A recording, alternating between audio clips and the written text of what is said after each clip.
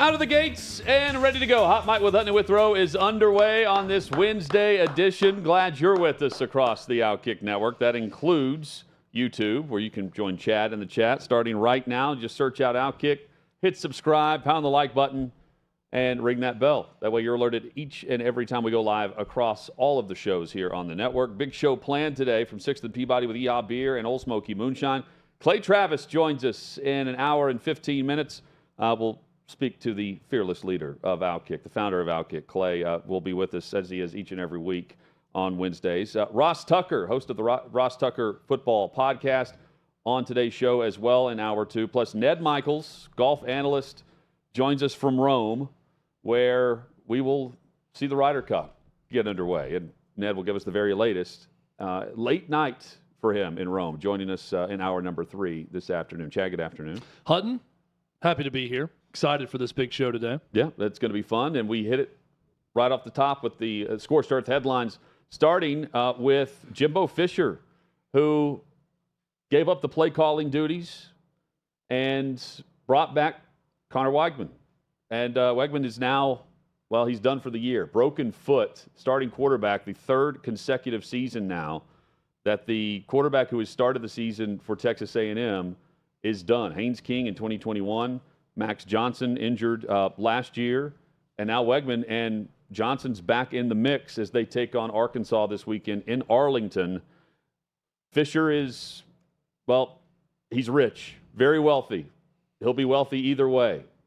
But, Chad, this is yet another obstacle for the coach that was paid handsomely to come in and win more than just a fair share of games in the SEC and be more than what they have been on offense. And now the star QB that was supposed to help lead them down that path, he's done for the season with a broken foot against Auburn, which he suffered in the second quarter.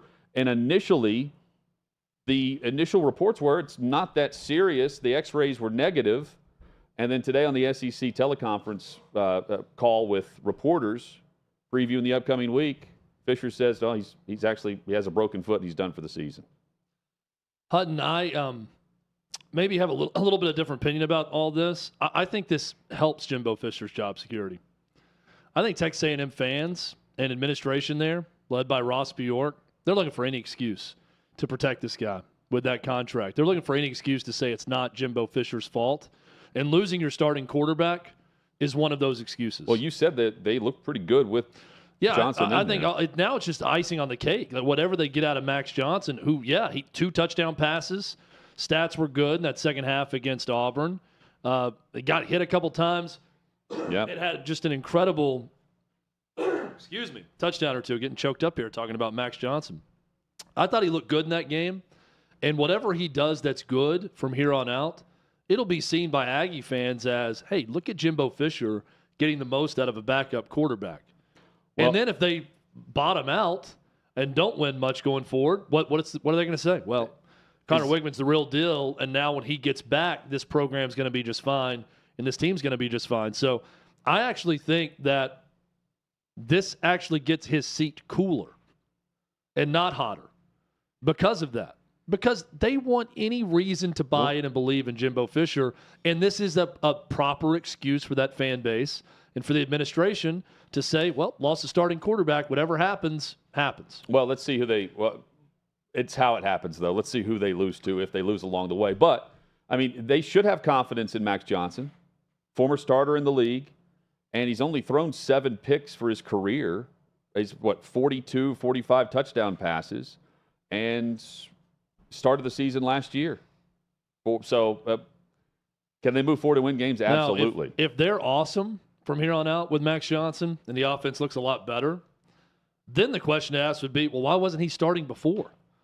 Why was it Connor Weigman and not him? Yeah, but even Billy Lucci said it was pretty evident that it was Weigman who was winning the job, even if they didn't name the starter until the end of August. I'm telling you, it's going to take a lot, I think, because that contract for Jimbo Fisher and we discussed earlier this season about do we think he's coaching A&M next year? I do. Yeah. And I'm with you. I think next year is the college football playoff or pink slip type deal with 12 teams. But I don't get the sense that one quarterback injury is going to be doom and gloom for his job security. I think this helps Jimbo Fisher because now there's an excuse about why if the Aggies aren't good, which, hey, they may be better. I thought Max Johnson was really good in his first game playing with Texas A&M in relief on Saturday against Auburn. Joe Namath, not a fan of Zach Wilson in relief of what was supposed to be a Super Bowl or bust season for the New York Jets with Aaron Rodgers at quarterback, saying that they need to move on, that Robert Saleh had enough of Robert Saleh based on his backing of Zach Wilson. And, well, Rodgers goes on with Pat McAfee on the Pat McAfee show and discusses what Namath said, but doesn't necessarily name him directly. He says, quote, and this is from Namath originally, send him to Kansas City to back up against somebody like Mahomes and maybe learn something. I wouldn't keep him. I've seen enough of Zach Wilson, all right? I've seen enough. Quick feet, he can throw a little bit, but I don't believe he's got what's going on up there. And then Rodgers on McAfee referred to a positive outlook, as you might expect, saying how much he wishes he was still there around the team. And he says, I think it's going to be a great opportunity for our boys. I'd like to see everyone stick together, our fan base, our former players, our current players, because there's too much negativity and the world is crashing down after 3 weeks. It's a long season, a lot of time, a lot of things can happen. Let's support our guys. Let's support the boys on the field. Stick with our guys and have a little belief. Yeah. That from Aaron Rodgers. Boy, let me tell you, 80-plus-year-old sports figures are really having a moment right now, riling people up. You had Lee Corso and Lou Holtz last week get responses from Jake Dickert, head coach at Washington State, and, of course, Ryan Day going scorched earth himself on NBC after the game, saying, I'd like to know where Lou Holtz is right now. Now you got Aaron Rodgers all riled up about something 80-year-old Joe Namath is saying about his former team and his quarterback. I understand what Aaron Rodgers is saying. The biggest concern I would have was that first part of this. When your running back is going after your running backs coach on television on the sideline, ready to choke him out, and you got guys bickering back and forth, that is a problem that I believe Aaron Rodgers could correct if he was the quarterback. You're not going to have a correction with that when Zach Wilson is your quarterback. And that's the issue that Joe Namath is talking about. I've seen enough of him to know that he's not the guy. Not only is he not the guy of the future, he can't do anything in the present, and he's a poor leader. What Joe Namath is saying isn't wrong. I understand Aaron Rodgers saying if you really care about the Jets and you are an influential figure like a Joe Namath when he's talking about former players, let's hold our water a bit here. Let's not jump off the Brooklyn Bridge 3 games into the season at 1-2. Let's hold it together. Let's be better competitors about it. And let's not start freaking out. I get it. I understand what he's saying.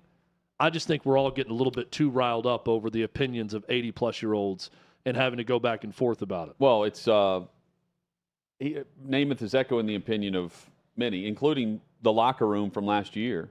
I mean, and it's different with Rodgers laying down, rehabbing the Achilles injury and discussing that on the Pat McAfee show than it is being in the locker room in Green Bay, and he goes RELAX, with a poor start to the season. It's different because he's not the quarterback leading them out of that black hole, out of the darkness, and onto the field and wearing green for the Jets. And that's the difference in the locker room, and that's why you have a lack of poise right now within the Jets from the player to the coach on the heated conversation on the sideline, and just the lack of faith and belief, really, in their backup quarterback turned starter again, Zach Wilson. And then Rodgers acknowledged, Chad, as you mentioned, the heated exchange. I've seen those conversations, he says. I think we need to hold our poise a little bit better, really just offensively. We need to not have some of those things happen on the sideline and be a little bit better and be a little bit better competitors. Well, and, I would say act like you've been there before and you face some adversity and you know how to overcome it, but the Jets really haven't been there before.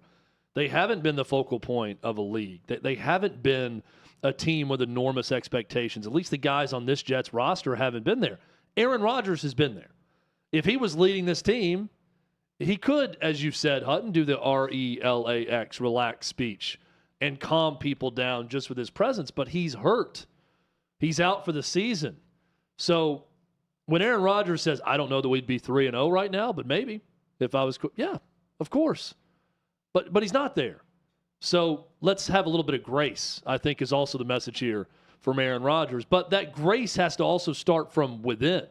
Let's show each other a little bit of grace and hold it together more offensively and stop freaking out at every turn. But this is who the Jets are.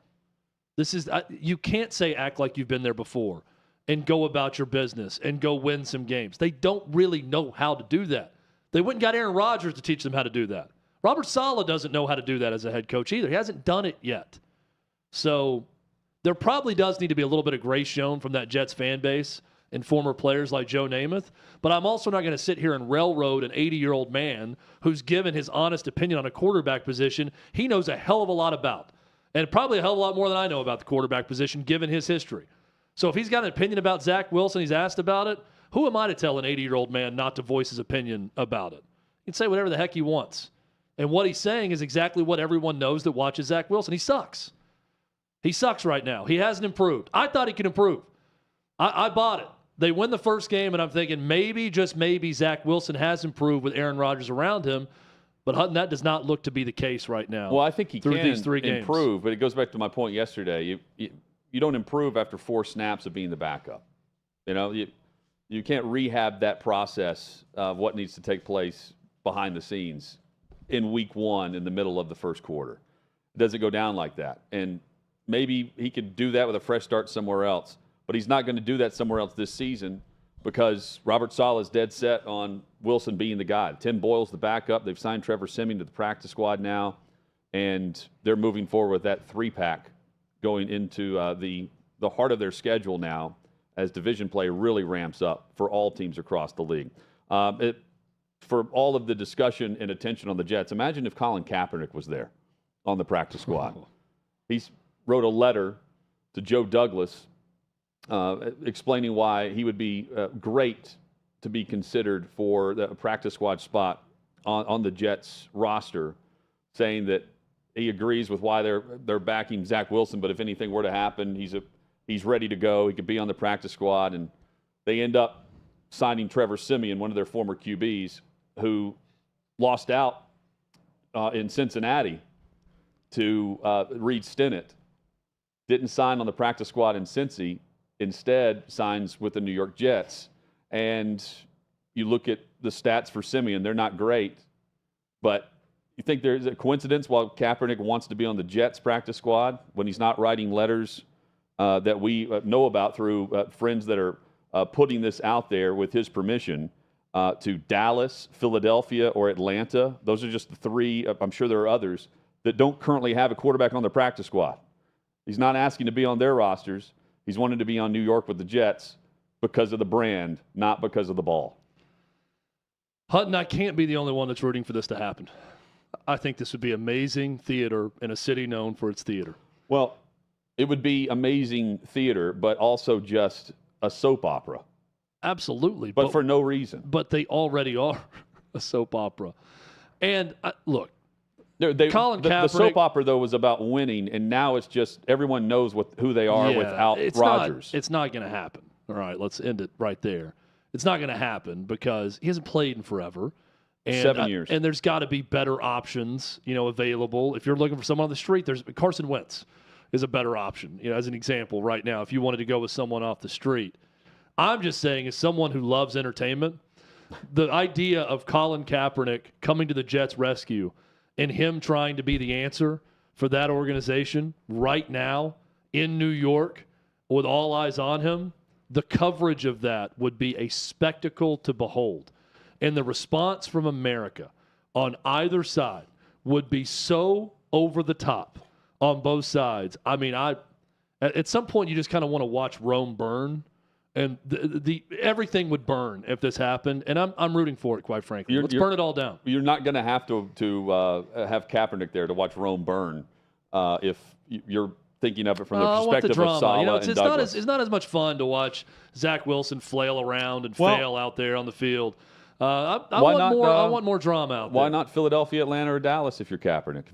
If he's willing to be on a practice squad, why not the practice squads that currently don't carry a quarterback? I thought this would be an open invitation to join any practice squad. Only the Jets. He wrote a letter to Douglas. Yeah. Directly to the Jets. Joe, hope this letter finds you in great spirits, is how he opened the letter. I hope he responds to that letter, unlike Brian Kelly, who wouldn't respond to I'm Lou wishing Holtz you, your staff, letters. and the players a great game this weekend as you look to bounce back. Thank I'm you, writing, Matt. of course, in Matt response to the unfortunate loss of Aaron Rodgers. And then he goes into details of... Dear Colin, if I were to... I received your correspondence, and I will respond on tomorrow. What if we had Captain Andrew Luck respond to it? Yeah. Well, guy was a good player back in, 2014, 2015. It's been a long time, Jonathan. I don't know if I could do it. He could join the book club, though. He's very well read, is what I understand. And he's even written a children's book. I may have to cover it in the next book club podcast. He's not reading those books. Yeah. This would allow you guys to, as an organization, to take a real look at where I'm at in football-wise, at games-like situations against an elite defense, while also not putting any competitive pressure on Zach.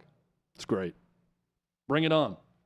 Sometimes you got to roll the dice, Joe Douglas. You know that as well as anyone.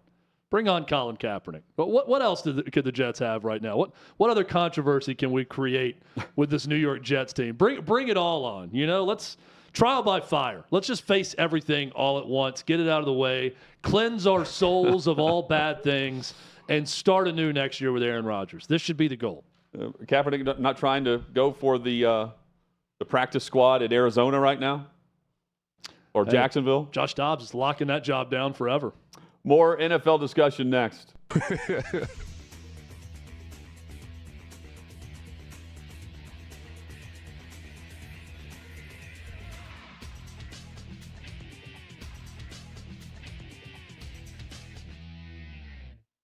Hello, good morning, everybody. Welcome on into OutKick the Morning. I am your host, Charlie Arnold.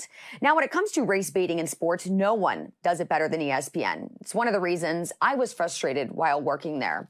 And now the Disney-owned company is out to prove just how overwhelming racism really is in the world of sports. Later this month, ESPN Plus will debut a new series on their streaming platform called Skin in the Game with Dr. Ibram X. Kendi.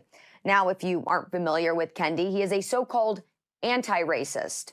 He's a writer who makes a living trying to prove just how racist everybody else is. One of his books defines racism as referring to policies and ideas that create or permit any differences in outcomes in racial groups, to which I think it's clear racism goes both ways these days. But that's not a double narrative you will find in this series.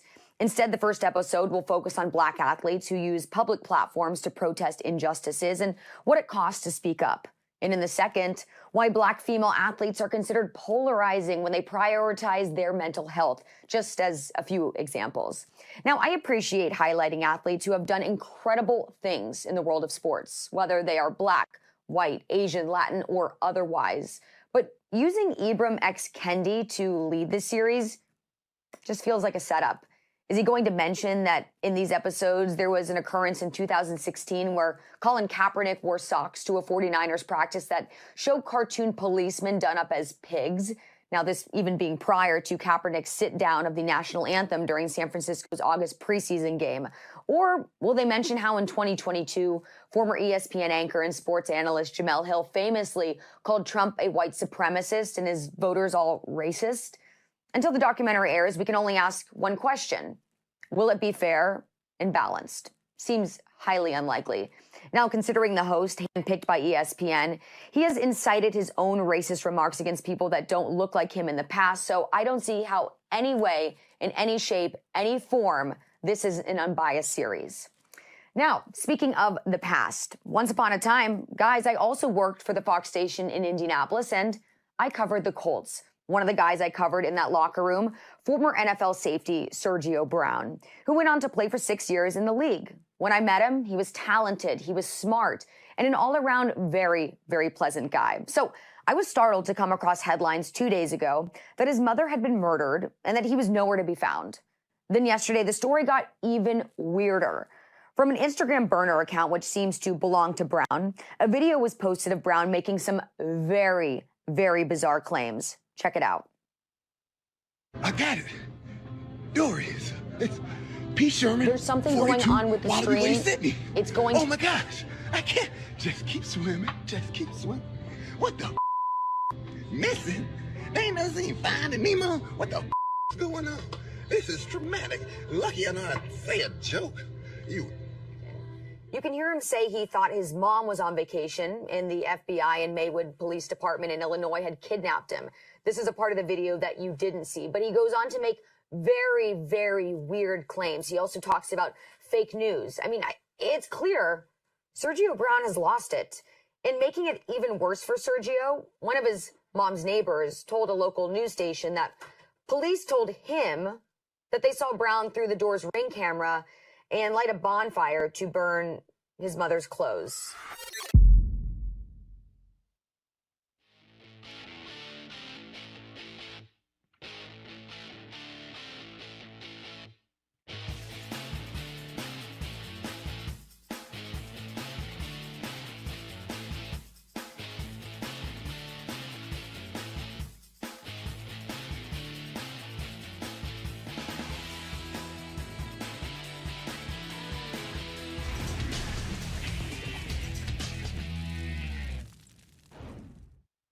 Sixth and Peabody, our location with Yeehaw Beer and Old Smoky Moonshine.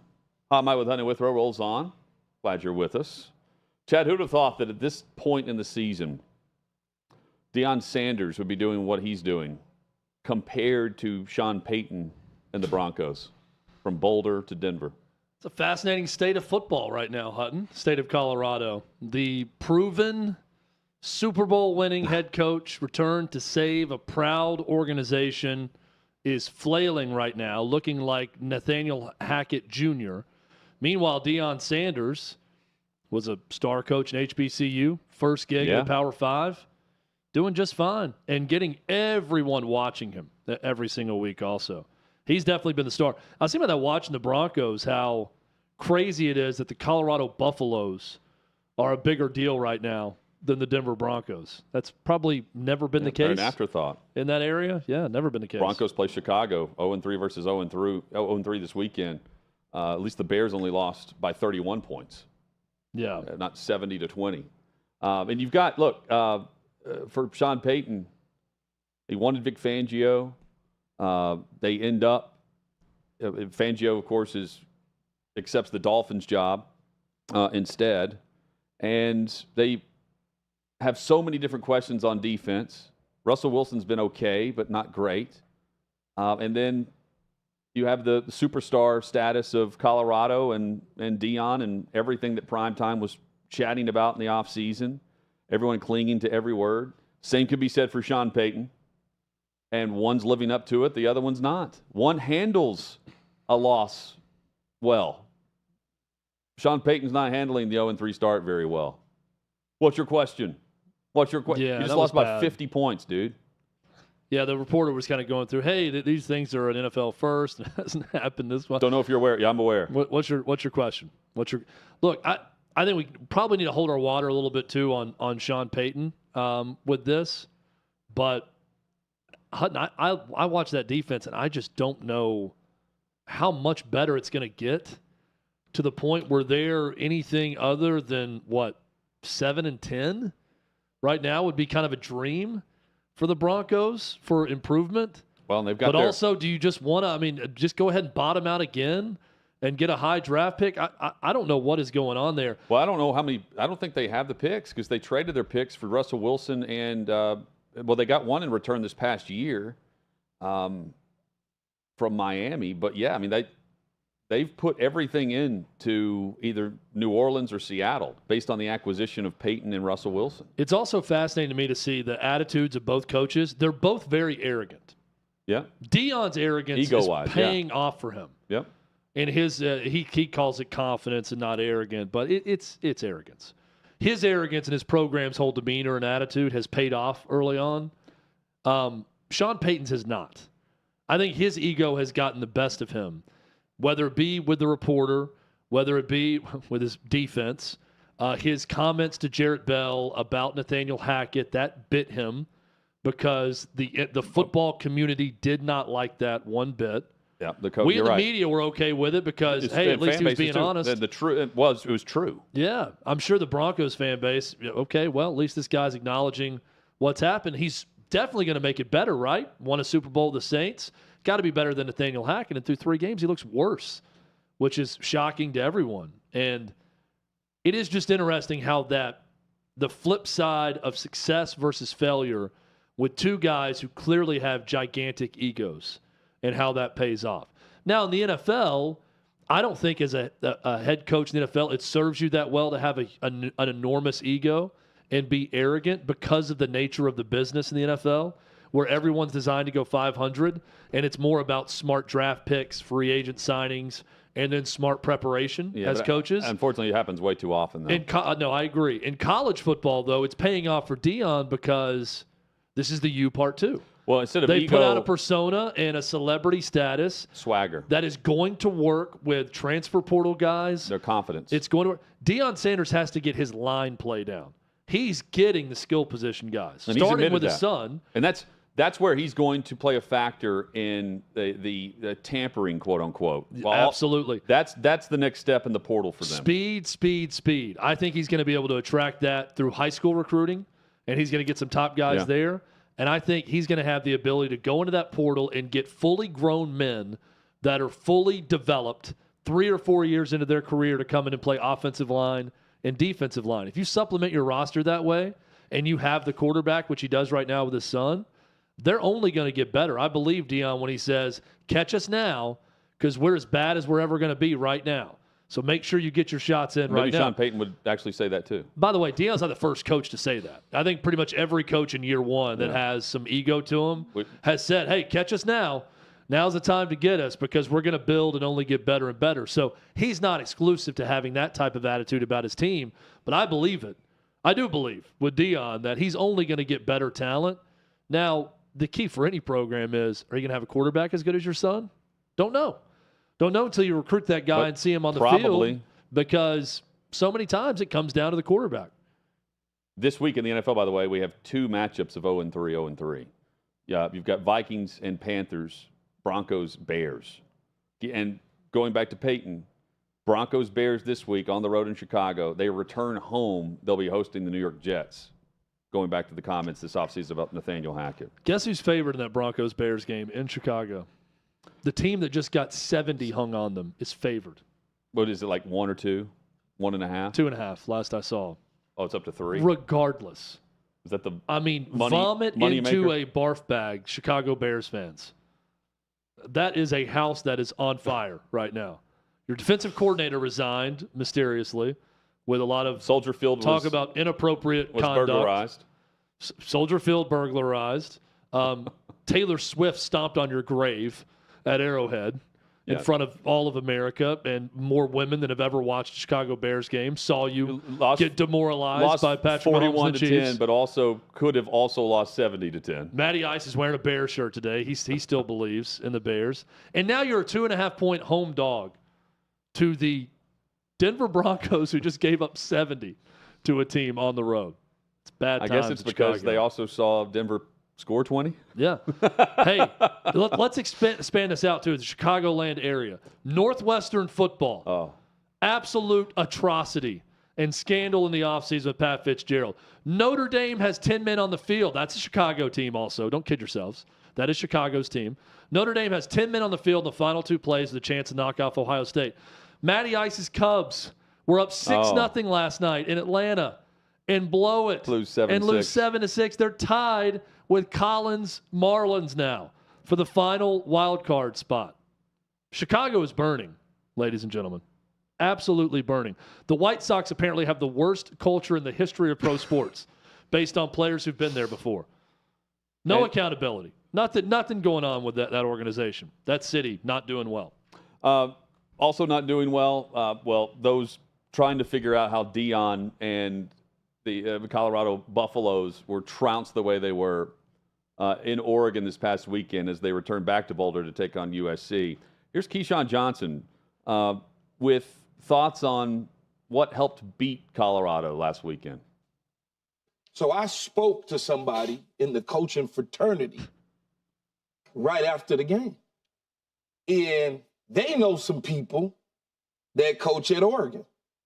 And they was telling me, they said, man, I've never heard from another assistant coach of how much information was being given to that staff about, I'm being real with it, about game planning against Colorado so they can beat them. Well, everybody was stacked. They was stacking. That's the reality of it. I ain't making this up. No. I ain't going to disclose no names, but y'all know who I'm talking about if you watch it. So, right here. you know. All right. There's Keyshawn. Whatever they were told worked. Well, I mean, is his source Deion Sanders? And now maybe USC's calling Oregon to figure out what's going on. This is so stupid. This is like Ryan Day going with the Ohio versus the world thing that I don't think anybody believes or buys. But the idea that no other coaches... Everyone that has friends in coaching, that has played someone or seen something, if they prefer one coach or like one coach more than the other, they are going to give them tips if asked. Coaches aren't just offering up, hey, Dan, I've got these notes that I made on Colorado secondary. You may want to take a gander at these. No, but if Dan Lanning calls a coach who has faced Colorado or faced Deion at Jackson State and wants to ask some questions, this type of sharing of information happens all the time. Whatever you've done as a coach or whatever your teams have done, let me let you in on a little secret. It's out there. People have seen it. People have prepared against it. People have faced someone that does the same schemes and coaches the same way. Keyshawn Johnson, who has been around football for a long time, knows this as well as anyone. So trying to make this some sort of state secret, there's multiple coaches who helped Dan Lanning destroy Colorado. Here's what helped Dan Lanning destroy Colorado. He has superior offensive and defensive line play, and he probably has a superior quarterback also in Bo Nix, which helped him in this game. And even if Shedeur Sanders was better, he's no good when he can't stay upright and throw the ball because the defense is on him so much. Yeah. This is so dumb. Well, and Keyshawn went on to say basically that, saying that they played against an Oregon team that's better. They're a better football team, and they are. They're going to face better teams as well. They did early on in the season and still won some of those games. And the fact that they're 3-1 right now is still remarkable. The do you believe comments, I thought, look, for all the antics, and we've called it a soap opera, and I've referred to it as fight promotion during the week leading up to a game. Haven't heard as much of that this week as we did in weeks prior. We will continue to hear that, though, as long as they keep that buzz going and the wins going. And they'll do that. I still think Colorado's going to upset someone, Chad, down the road that we haven't seen, have a loss in a few weeks. Maybe they do that this weekend at home in Boulder to USC. Who knows? They don't play much defense there. But his response to the loss, I thought Deion handled it well at the podium. The response to the near loss against Colorado State, also, I thought that's how you handle it. And how he's approached this to get the attention and the buzz, it rubs off on teams like Oregon. No one was discussing Oregon not playing their best, but still hanging on to win against Baylor on that final play where Baylor doesn't get the touchdown for the win. And they get that victory on the road. Now they win at home against Colorado, and it's a massive ratings bonanza, and the perception of the Ducks is much different now than it was a week ago. Same will be said for the current Heisman Trophy winner going for back-to-back in Caleb Williams and USC this coming weekend. That's where the belief is. The belief is the rising tide of Colorado is helping every ship that is going to be on national TV with them, even if the embarrassment of a blowout loss for Colorado will happen again down the road, maybe this weekend. Yeah, I'm with you, and I think that they're going to win at least I'm going to say just one. They're going to win one more game that's going to surprise us that we don't think they should. I thought before the season they're going to lose one just atrocious game that we're not expecting also. It's probably going to be 1-1. That may have been Colorado State, and they survived it. That's fair. So, hey, if you're a Colorado fan, you're rooting for Deion, the hope is he survived that inexplicable, favored by more than 20 points loss that I thought he'd probably have in year one by coming from behind, winning in overtime against Colorado State. They have Stanford coming up at home in a month. Let me look at the quick Yeah, there's not a lot of games left on the schedule where you're just like, oh man, that would be a complete shock if they lost it. Yeah. So it's, I mean, there'd be some surprises if they won, but not on the other end. Yeah, that's the Arizona at UCLA. Yeah, you're right. The rest of the way after this week against USC, Arizona State, Stanford, UCLA, Oregon State, Arizona, Washington State, Utah. That's the close of the season. Yeah, I mean, I think they're going to end up around 7-5 or 6-6. And who knows what that game against Utah might mean. Again, at the end of the year, I think they get one that we're not expecting. Washington State could be in the But if I'm just mix. picking wins right now, Hutton, on that list you just reeled off, Stanford, Arizona, Arizona State, I'm not really saying any of those other ones are wins. Yeah. So if that's the case, that would give them 6 or 7 wins. Right at 6, yeah. Which is a terrific first year for Deion Huge Sanders. Success. Going back to preseason expectation, we said he'd be in the National Coach of the Year discussion if he got this team to a bowl game. So that's disappointing after the 3-0 start, no doubt, if they end up 6-6 or 7-5 based on the expectations that were built. But putting all this in a proper perspective, that's still an amazing job in year one by Deion Sanders. And he's already been on the national television landscape 4 for 4. And he's brought interest not just to Colorado, but for a all of college potential sports. 6-win team, all 4 of his games thus far to a massive audience. How many more of these will be that audience? Well, that depends what happens over the next couple of weeks, starting this weekend. And according to Keyshawn Johnson, he must coach against the entire country because everyone's collaborating to take down mighty Good Deion. job, Dan Lanning. Coming up, primary complaint, and speaking of ratings, massive ones across the football world.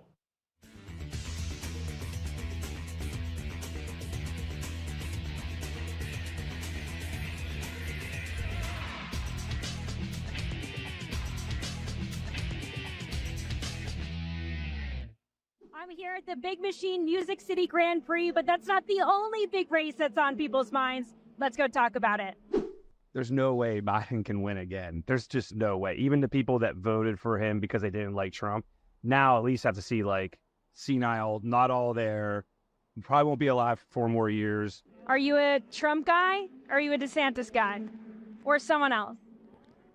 I don't like any of them. Who's your dream candidate? Who would you want to run? Myself. I think the best candidates probably are smart enough not to run. I just hope there's somebody that's young enough to care about the country instead of their politics. My fear is they get Gavin Newsom from California. And I think it would be the new cool vote for the younger people, and that's what I don't like. Who do you think on the Republican side would be able to take on Gavin Newsom? Great question. As a Republican registered, I love what Trump's body of work did, but they're just out to get him and destroy him, and we won't get things done, which is crappy for me to say. I thought DeSantis was going to be the guy. Trump only has 4 years left. He cannot fix everything that just happened in 4 years. And he's going to be battling indictments and all these false stuff for the next 4 years. We won't get anything done. And it'll just be this stalemate in America. That's why I almost don't want him in. But if he is the leading candidate, that's who I'm going to vote for. Is there any Democrat that you would vote for, consider voting for? Absolutely not.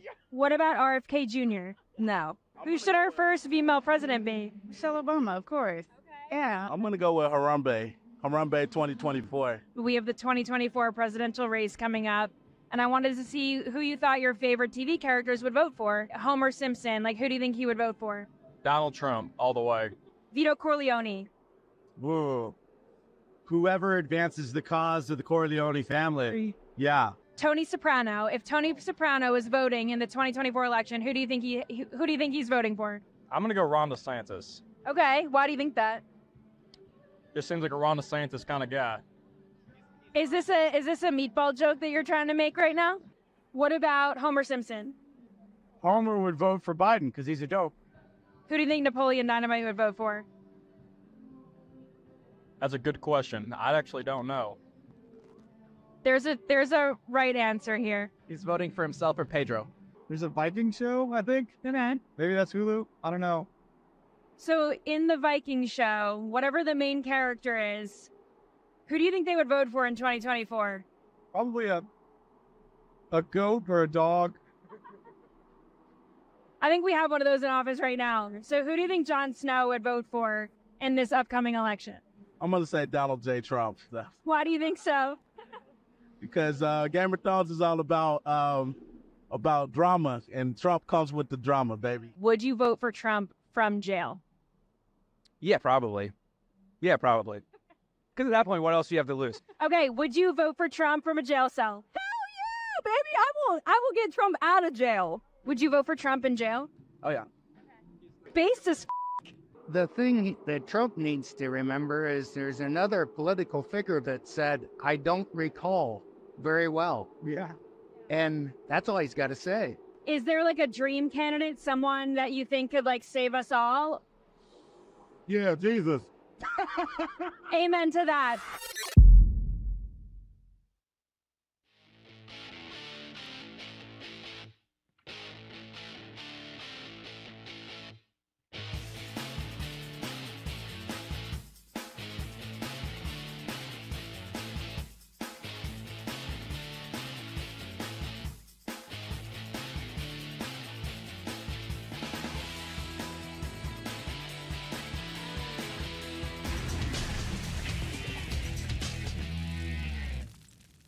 Clay Travis will be with us coming up in 40 minutes, plus Ross Tucker and Ned Michaels, who's covering Ryder Cup in Rome.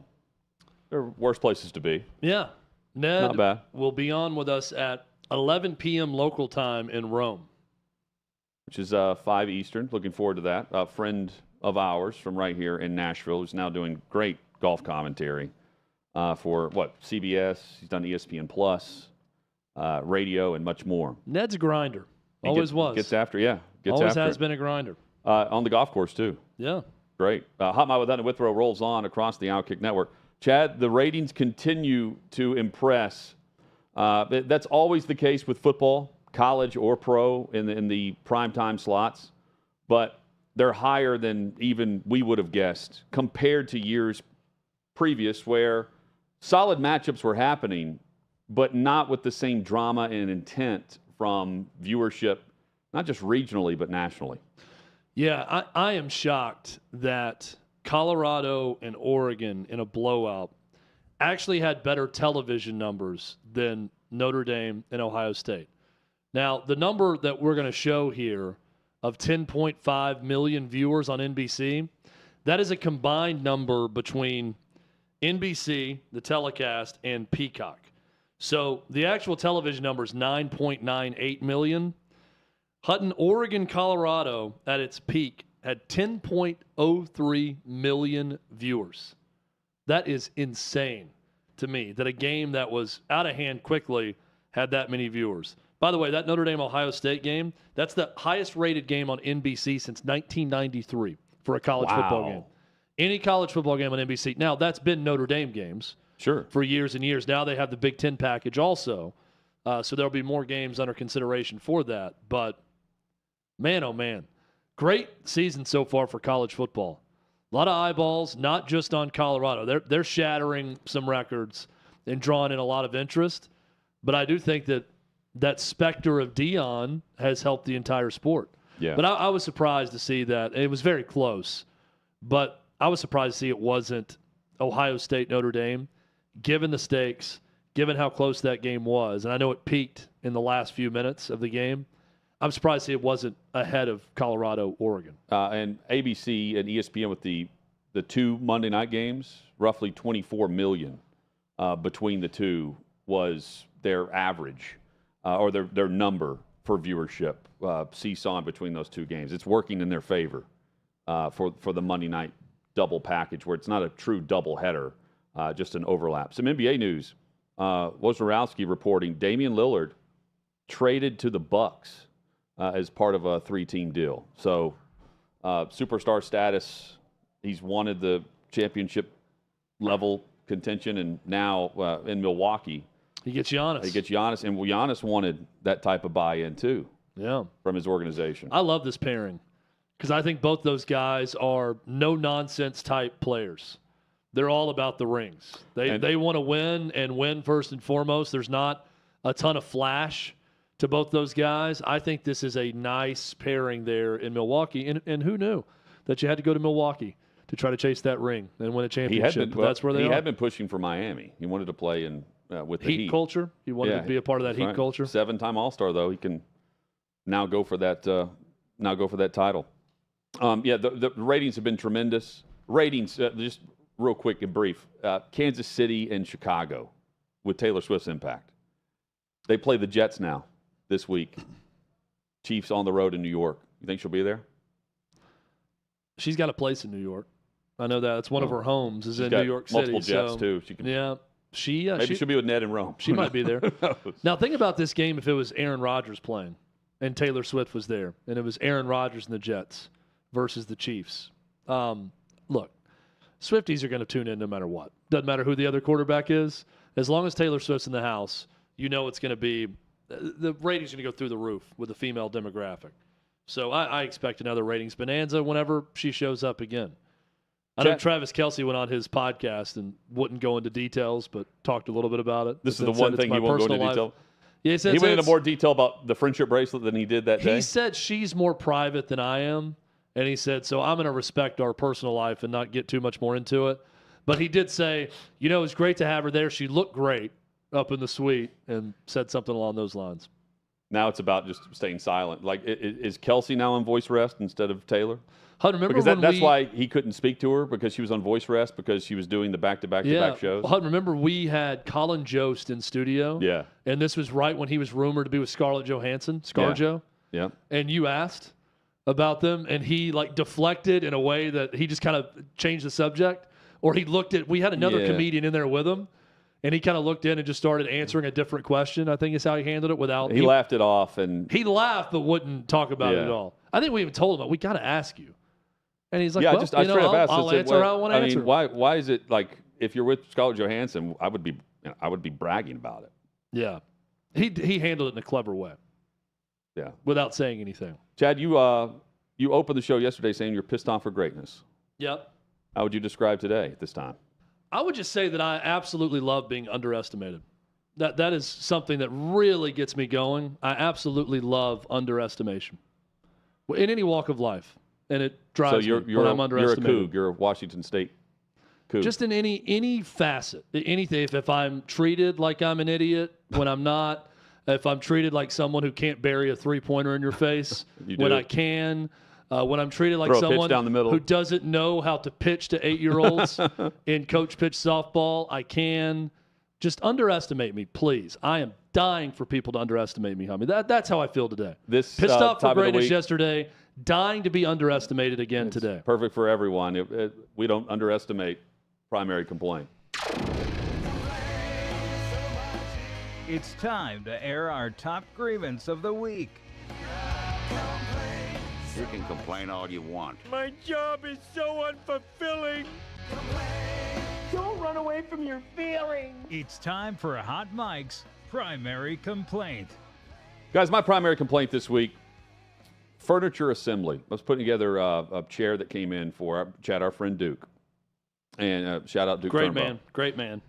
And product assembly. I remember putting together a new state-of-the-art vacuum recently, like 2 years ago. 3 parts, snap, snap, snap, charge it, good to go. And the amount of parts and assembly for what is just a simple chair was mind-boggling to me. Different Allen wrench sizes, all these different bolts and nuts, and you've got screws, and half the thing is damaged anyway from shipment. One of the legs is bent, but then it came like that, and you have to unbend it because it's the packaging that's smaller than the actual chair is. Just make it simple. Product assembly does not have to be this hard. Do something on your end so that when I get it, it's not just a Lego set. That's not what I purchased. I'm not wanting to put together a puzzle. I'm wanting to sit down on said chair and be lazy. That's my primary complaint. Totally agree with that one, Hutton. I'm going to go to the world of self-awareness or lack thereof that we see all over America right now. So recently, I walked over. It feels like this pops up far too often for me. Maybe I should just cancel this company altogether. I walked to the Starbucks close by, 2 doors down from here. Hutton was there with me. Hutton wasn't even getting anything. He was just being a good friend. and walked over before the show. Just wanted to hold your hand. Up probably about 20 minutes, and he did the entire walk over. Yeah. 20 minutes up before showtime, right? Go up there and grab quick caffeine boost. My energy. Late in the afternoon. And what I found was a woman ordering in front of me that I actually started a timer on. She took 9 minutes and 47 seconds to complete an order. Why? Because she had a promo on her phone that was so hard for the store to access. They didn't know where it came from. They couldn't get her a rebate. She sat and talked to them constantly about it, trying to get the rebate to work, trying to get everything to happen. Hutton looked at me with this menacing look of, what is going on? What's going on here? I yell across the restaurant, oh, don't worry, this is going to be good primary complaint material. She turns I then around pointed and at says, your phone and said, oh, time this. The woman turns around and says, oh, I'm sorry. Should I move on?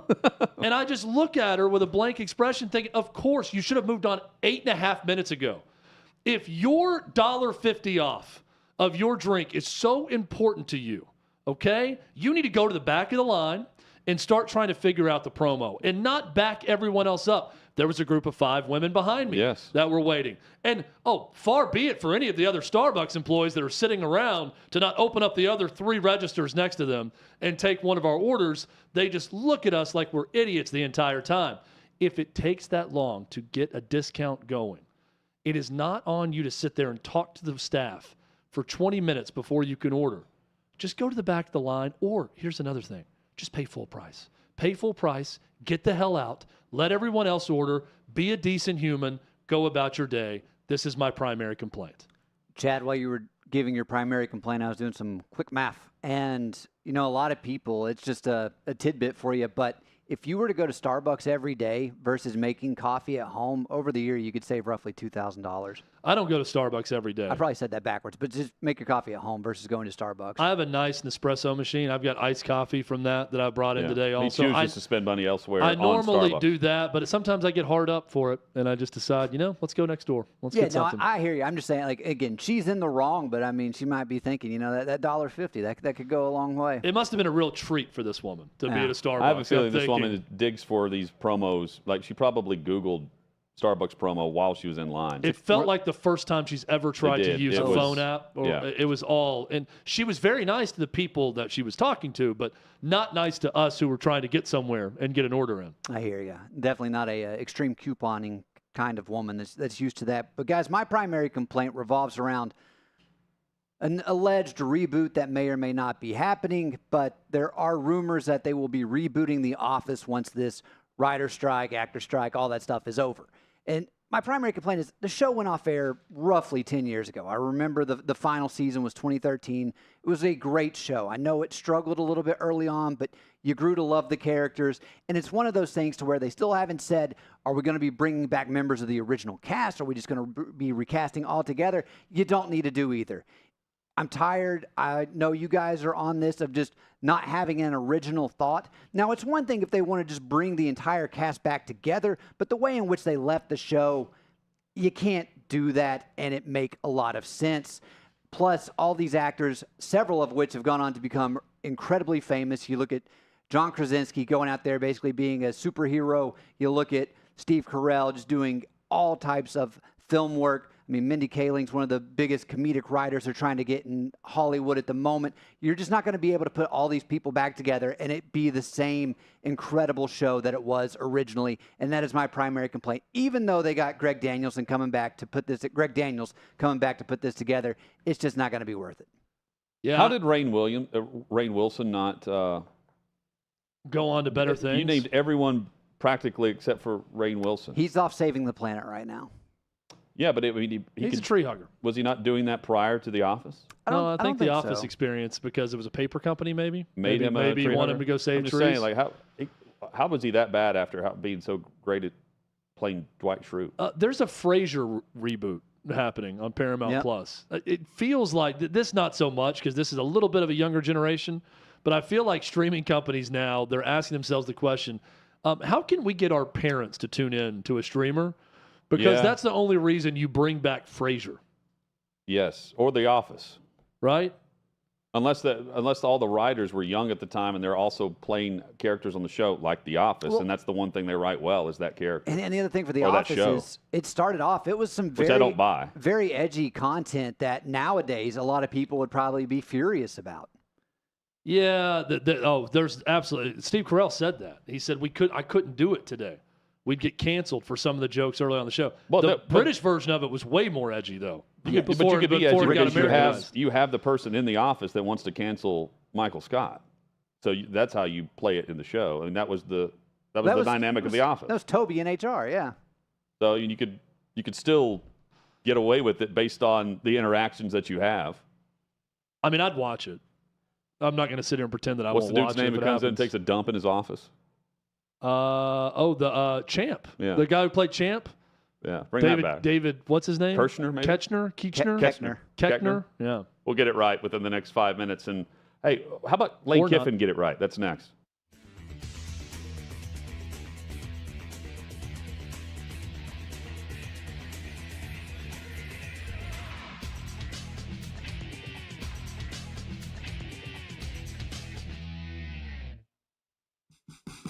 What you're experiencing is the bold taste of a Southern legend. Old Smoky Moonshine and Whiskey, authentic Tennessee mountain-style spirits. We believe in crafting flavors that were born from tradition but defy expectation, and pioneering a new experience with every sip. Because if it doesn't do this, it ain't this. Old Smoky Moonshine and Whiskey.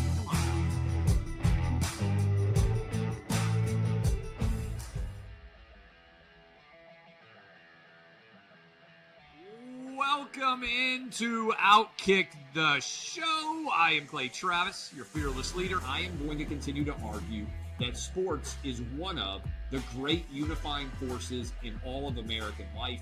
ESPN is a sinking ship. Democrats are now the party of the white, woke college graduate.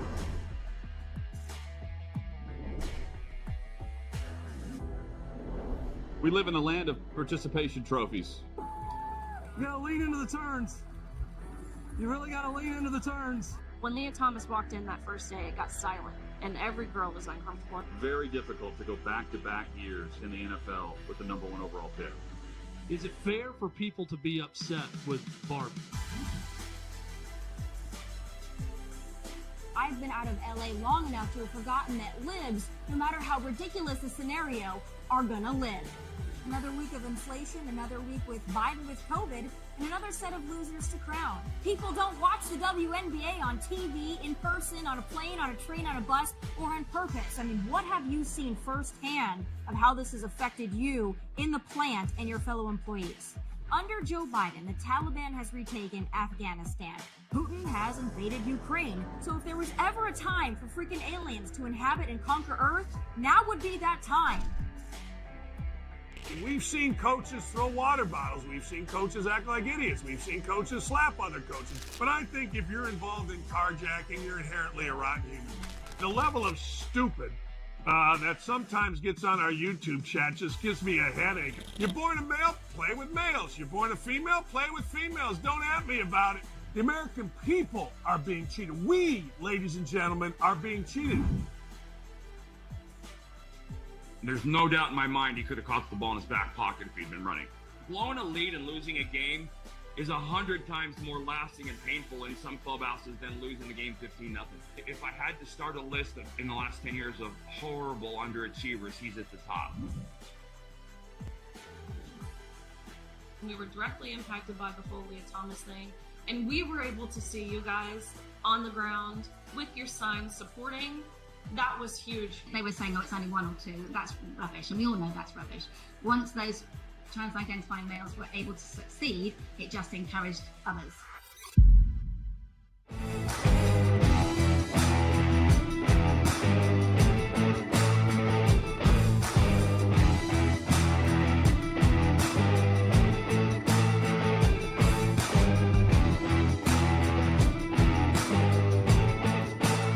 Old Smoky Moonshine and Whiskey. The taste of a Southern legend.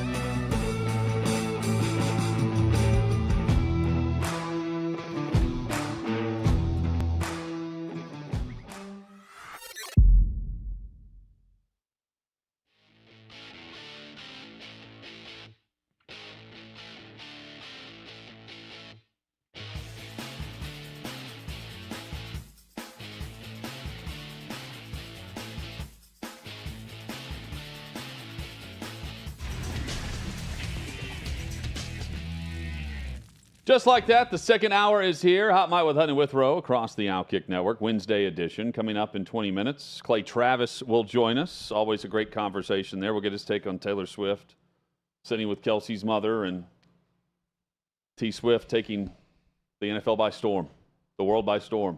Everyone's learning football all of a sudden. Well, ask Clay, what's more impactful, him dating Taylor Swift or doing a Pfizer ad? Yes. I think we know the answer. I think I know what Clay's answer is going to be. Yes. We've coming up as well later this hour, Ross Tucker, host of the Ross Tucker Football Podcast. A lot to discuss across the NFL with Ross. And we also head to Rome. That's where the Ryder Cup is taking place. And Ned Michaels, golf analyst, will be on with us in an hour. Chad, what was let's help me out here. So your theory on and your opinion on Zach Wilson is he just really doesn't like playing. Like he likes, not loves. He doesn't really want the starting job, but he's going through the motions, kind of. I think someone needs to have a heart-to-heart with Zach Wilson and honestly ask him the question, is this what you want? Is this really what you want to do? I see him fall down in the pocket without getting hit. And, there's got to be a point where if you're just psychologically damaged playing something to the point that I don't know that this is fun right now, maybe he's reached that point. But do you really want to go through this? Do you really want to be the starting quarterback for the New York Jets right now, given everything going on, given the level of scrutiny and everything else? I don't believe him when he talks to the media about what he's saying. And I'd like to look him in the eye and know, is this something you actually want?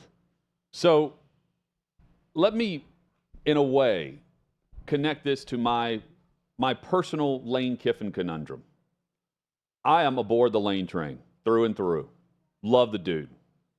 Love conversations with him. Think that he's entertaining. And quite frankly, if I'm in college, I would love Lane Kiffin as my football coach. Except when it comes to the massive games of impact and when it comes to climbing the ladder. This past offseason, he was paid and given a raise at Ole Miss that I didn't think they would pony up and pay in Oxford, Mississippi. He's being tied to Auburn. This was after, a year after, he wanted the Miami gig and didn't get it. And, of course, Hugh Freeze ends up landing the Auburn job, but not before, I believe John Sokoloff is his name. Maybe I'm mispronouncing his last name. Sokoloff. He tweets that it was a done deal that Kiffin was going to Auburn to be the next head coach of the Tigers. And, of course, Kiffin went after that report. Well, that was roughly 10 or 11 months ago. And as he's getting set to lead Ole Miss into Tuscaloosa to face a Nick Saban coach team that's beatable, that would define Lane Kiffin's coaching tenure in college, going to Tuscaloosa and beating Bama at Ole Miss against Saban, who he was the offensive coordinator for, and they've got ties, but at times Kiffin has had a good team, not great team, but good enough to go on the road and compete. And when they go there, they don't compete. This year, they should have been doing that. And they were dominated in the second half. And prior to that massive matchup, what could have been a career-defining victory, he's back on social media going after that reporter about the same stupid feud, where the reporter, Sokoloff, posted on X, he's getting back on board with Ole Miss. He's tweeting, and let me pull this up officially. He's saying, hey, starting to buy into what I'm seeing from Ole Miss, some upsets and different things could be on the horizon. And there's a retweet from Kiffin that's just like, nope, too late to jump on board the train now, from Kiffin. I like that, but at some point, that shtick just gets old when it's the same results in the big moments. And my conundrum is, for as much as I want to buy in, and I'm all aboard the Lane train, I simply know, not just in the back of my mind anymore, it's up front, that he's not going to win in those big moments. Why? tying it back into what Chad said about Zach Wilson. I think he loves the spotlight. He loves the hype. But in those massive moments, either way, he knows he's winning. He's winning the storyline of the offseason. He can create that. He loves love. He wants to be wanted by outside universities and programs. He'll get that again. And he wanted a raise. He got that. And when it comes to beating Saban and Bama, that's just not going to happen. And he knows that. And I think, in a way, it's the same conundrum that Zach Wilson is under. Agree or disagree? I agree with you wholeheartedly. And here's the thing about Ole Miss. I think, Hutton, that they understand that they're not Bama, that they're not LSU. Bama's not Bama this year. No, but I'm saying that's where I'm coming from. Program-wise. Like, I'm not he needs to have beaten Alabama once. I'm not claiming that at Ole Miss you can't beat Bama occasionally or once if you're Lane Kiffin, right? Hell, Hugh Freeze did it twice when he was at Ole Miss. Ole Miss understands that they're not one of the top programs historically and resource-wise in the SEC. My issue with Lane Kiffin is he's a very good coach that is doing good things at Ole Miss. And if you are an Ole Miss fan, you're going to be happy with the results overall. But he's not a ceiling-shattering type coach at Ole Miss. He's not Hugh Freeze, even at Ole Miss. Okay, that's a good example. Hugh Freeze won bigger games than Lane Kiffin. But that should be the expectation, is the Hugh Freeze level.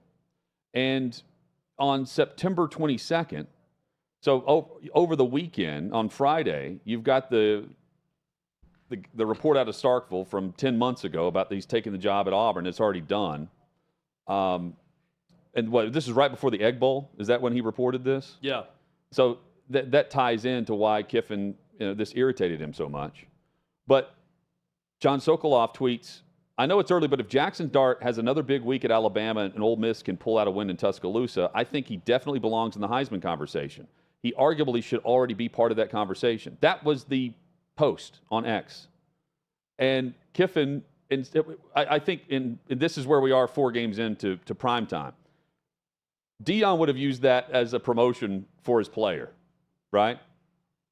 Kiffin says, John trying to jump on Ole Miss bus now, no thanks, #state guy, on the eve of what could have been a career-defining victory for him at Ole Miss, quite frankly. And yet we wait. I'm all aboard Lane Train status, but I know if I'm really banking on the fact that moment's going to happen, I'm going to continue to wait. And I'm not going to be fooled on this again.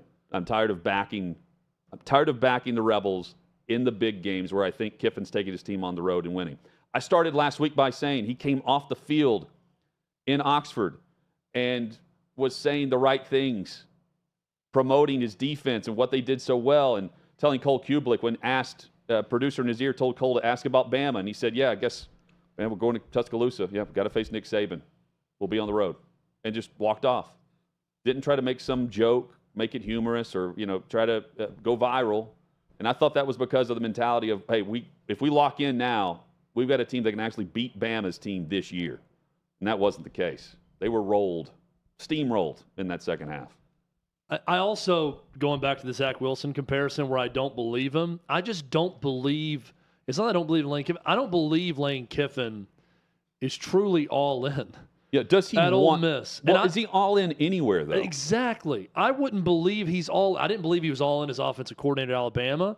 I don't think he was all in as head coach at FAU. Certainly wasn't all in as coach at Tennessee, leaving after 1 year. It's like the only place that he would have been was USC. Maybe USC was the all-in mentality from him. And that was his dream gig. And then he got fired, and it was almost like the moment he got fired, it was, I'm just not going to care. Yeah. Again, I got fired by the Raiders. I got fired at USC.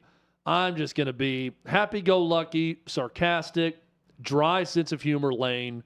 I'm going to rib people on social media. I'm going to get into it playfully with reporters, and I'm not really going to care. He stokes the flames of, going back to Tennessee or entertaining offers from Auburn. That stuff is fine if you're winning at a historic level at your program and your fans and administration will put up with it. I don't think it's as cool when you're not winning at a historic level. Again, he's in no danger. Ole Miss is good under Kiffin. Fans should be happy with their production on the football field. but it's not like he's setting the world on fire. So I'm with you on that. And I think my biggest issue with him is I just don't believe him half the time. Not that I think he's some liar. I just don't believe that he's completely bought in anywhere he is, and that's Ole Miss included. And for a while, people have the opinion of some have been or has been, hey, he makes all these little he pokes fun or jabs or pokes the bear on social media or fan bases in order to deflect attention off of what's about to happen. And in this case, the post-game interview, he didn't do that, but he did the night before the game or the day before with the reporter from Starkville who said he was going to Auburn. Like, again, it's just I'm beginning to buy into that theory more and more as the same results continue to happen in the biggest games. And I want him to be much bigger than that. I just don't think I don't know if he wants to be. Definitely, I don't think there's no way he thought he'd be at Ole Miss this long. And I think he's like me. I didn't think he was going to get paid what he got paid in the raise. I don't think he thought Ole Miss would pay him either, over $9 million, and put him on par with the highest paid coaches in not just the country, but, I mean, if you're comparing salaries in the SEC, he's in that next group along with Heupel. I knew Tennessee would pay Heupel. I didn't think Ole Miss was paying him. I think he's resigned himself to say, I'm just going to be a guy who's filthy rich that makes a ton of money, the most I can make at this place, but I'm at a place with limitations. The other thing that gets old to me is he talks too much about the limitations. Like you can be too honest and forthright about, we're just not going to get some of the same players, and we get guys who are good, and then we got to pay them just to keep them here because they're going to get better opportunities than Ole Miss. Yeah, but and no one that's a supporter of that school wants to hear those excuses. You're right. But in the same breath, though, he's discussing, how much the discussion about him going, the wrong report about him already accepting the job at Auburn actually helped him in the portal, when transfers and when recruiting and the collective. Like, it's just that he was saying that 10 months ago. And he's also on board with the federal legislation and someone getting in charge of not just NIL, but the portal itself. And I don't know why he's leaning that way, because he benefits from it. And even if he only gets 2-star, like he gets 2 4-star recruits, where are those recruits going if they don't choose Ole Miss? They're going to Georgia or Alabama. So at least you're keeping 2 of the players that you otherwise wouldn't have based on NIL, instead of them being depth pieces on the superior teams across college football. That builds parity, and that gives you more talent in order to go on the road and compete against a not as talented Alabama squad this year. Yeah. That's evident. Hutton, I've got a conundrum of my own. Can I lay it out to you? Jump on board. Big Braves guy. The Braves are having a historic year. The Braves last night became the 3rd team in the history of Major League Baseball to hit 300 home runs in a season. 7 more home runs in the next 5 games. They have 5 games left.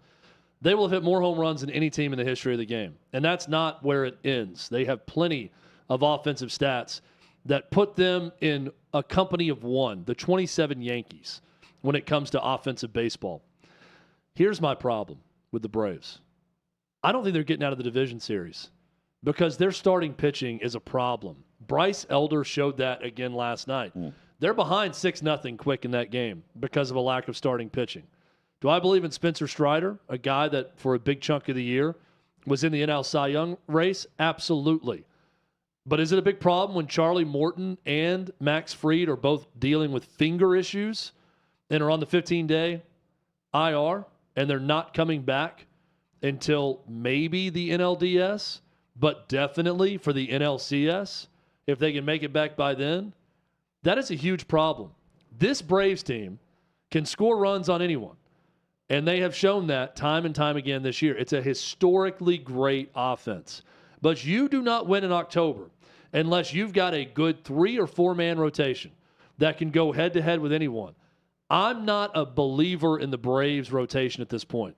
Can you just outslug people in every game? Maybe they're going to be the first to do that, but I don't think so. I'm not overly optimistic. This has been a fun ride. It's been a great season, but Hutton, I am not overly optimistic. If it's the Braves-Phillies, which I think it's likely to be in the NLDS, I'm not hot on the Braves starters, especially 2 guys coming off the 15-day IR that you're going to rely on heavily. Charlie Morton, in all of his postseason experience, at close to 40 years old at this point in his career, who is a great postseason pitcher. Max Fried can have lights-out stuff. Not buying those two coming off the injury. I am buying Spencer Strider. But for those reasons, starting pitching, I think, will cost these Atlanta Braves in the playoffs. How consistent can their offense be? That's their saving. Because the bullpen games in the playoffs don't win. Don't win. If these guys are clicking, they're top 3 starters. If I said, what's Strider, the average number of runs? Fried, and Morton. Average runs needed to not worry about the pitching situation. I mean, they've had months where they've averaged over 8 runs a game. I know, but I would be confident in that lineup producing. I'm not confident because the Braves are now going to – you're also not going to see any, sub-level pitching. Right. You're going to see the best guys for every team. They've raked off them too. With this starting pitching right now and the situation they're in, now this is me banking on those two guys not coming back and being great in the postseason. They're going to need to score 6, 7, 8 runs a game to have a chance. That's tough. That's tough to accomplish, especially in October. And it sucks that you harped on this at the deadline. They set back and I'm assuming they tried. Well, some of it's bad luck. I mean, they need these guys to come back. The plan is they put them on the 15-day DL in time to come back when they're coming off the wild card series to host 16 different playoff starters games. is not the remedy for that. Clay Travis joins us next. A lot to discuss, including Kelce and Taylor. That's next on Hot Mic.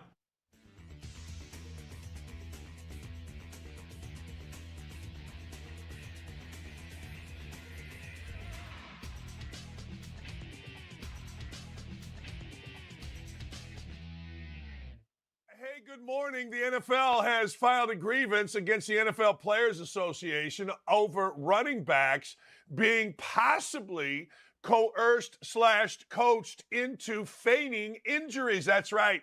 Faking injuries is what the NFLPA suggested in memos to running backs whining about not getting guaranteed money. Well, let me tell you something. I don't blame the NFL. There are provisions in the collectively bargained agreement that say NFL players in general must give their best effort. Well, if you're telling NFL running backs to fake injuries, and have we seen NFL running backs fake injuries? I don't blame the NFL for getting a little crabby. Let's talk about it. Jonathan Taylor of my beloved Colts, he's out, had ankle surgery way back in November, still can't go. His agent said, however, that he could pass a physical right now. My thought is if Jonathan Taylor could, quote, pass a physical right now, why is he on the PUP?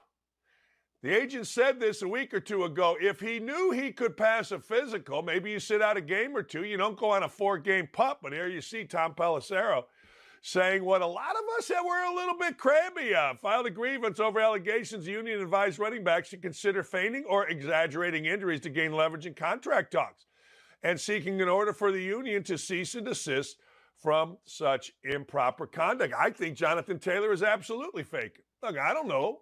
What do I know? I know this, though. Jonathan Taylor walked around pretty good at training camp. Jonathan Taylor's been whining about this. Jonathan Taylor and his agent, as I said, have already said, yeah, he could pass a physical. Let me tell you about Austin Eckler, an ankle injury with no timetable for return.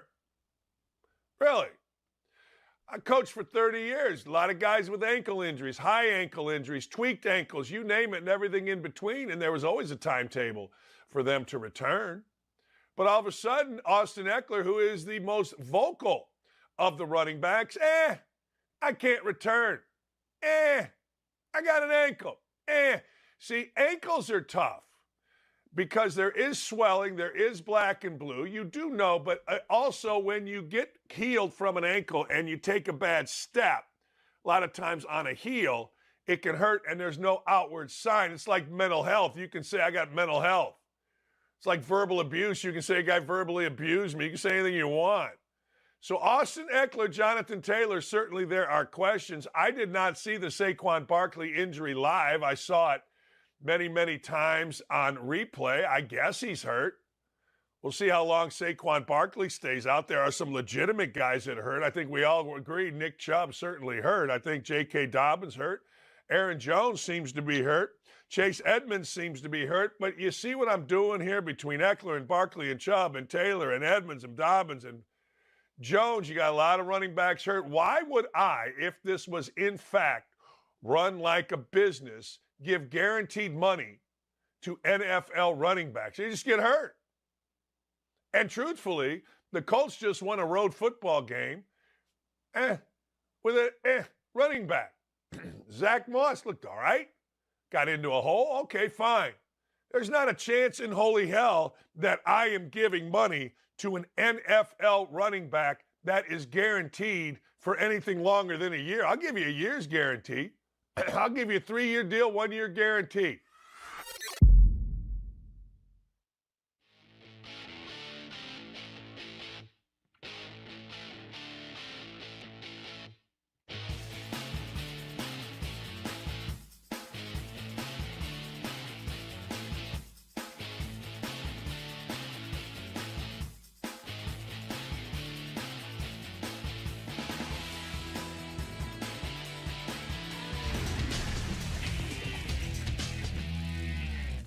Hot Mic with Hutton and Withrow rolls on across the OutKick network. Glad you're with us. You can join us on YouTube. Search out OutKick there. Subscribe to the channel.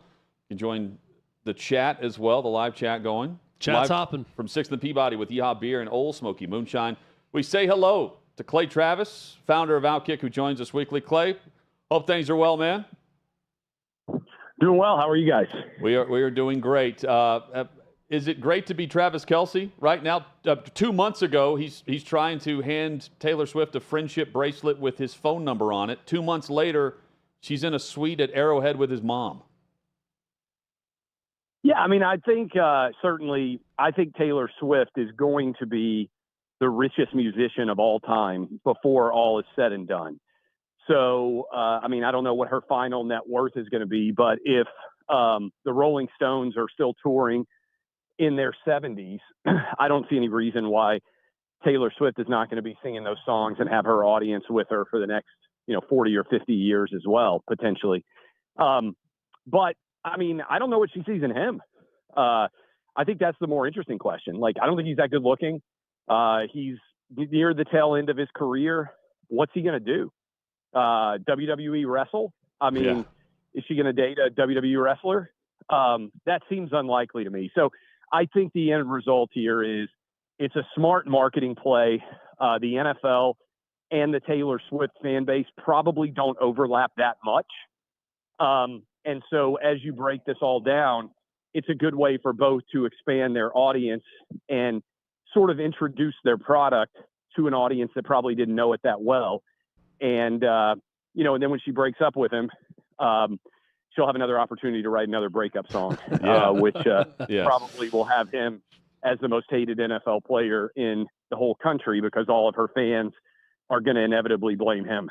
Yeah, well, speaking of WWE, that would be the script, right? It's the baby face turns heel, and the bad guy will be Travis Kelce. Clay Travis with us. I just don't know what else he's going to do. I don't see him like. He's near the end of his NFL career, right? I think he's like a 33-year-old tight end. Even if you give him 4 more years of playing at a high level there, what is his skill set otherwise? Probably transitioning into a WWE style role. And in that regard, this only helps him, right?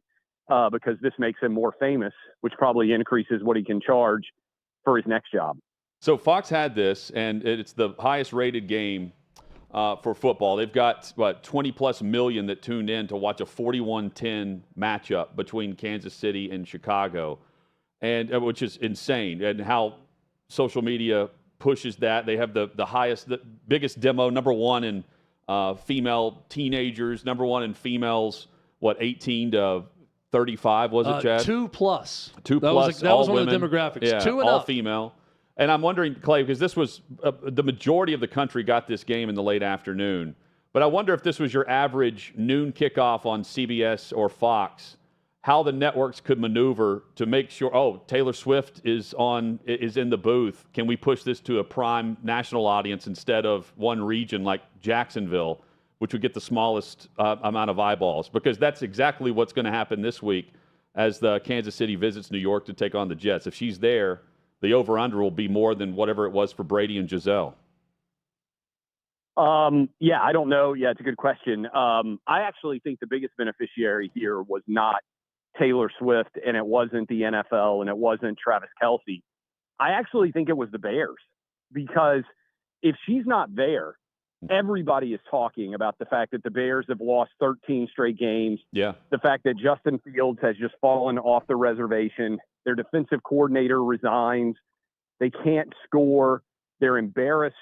I didn't even hear that much Bears talk because I think the game was such a laugher that the Taylor Swift situation sucked up all the oxygen. I'm sure in Chicago it's a big story, but I feel like for the nation, the result was nobody's talking about how bad the Bears looked or how much that franchise is falling apart. Clay, how odd is it that you mentioned the Alan Williams defensive coordinator resignation, that there's so much, this is shrouded in so much mystery around this resignation. They're talking about health concerns. Then there's reports of an FBI raid at his home and Hallis Hall. Then they say, well, there was no FBI raid at Hallis Hall, but no one's really reported that it didn't happen at his house. Then you've got Adam Schefter saying it's inappropriate activity. But not I feel criminal. like someone should have this story by now, and it's very odd that no one's been able to report on it. Well, I think the general rule is if you resign in the season and you cite health conditions and you aren't hospitalized, it's probably not true, right? So there certainly is something else going on here. And I feel like there's probably legal ramifications, which is why no one has written about it so far.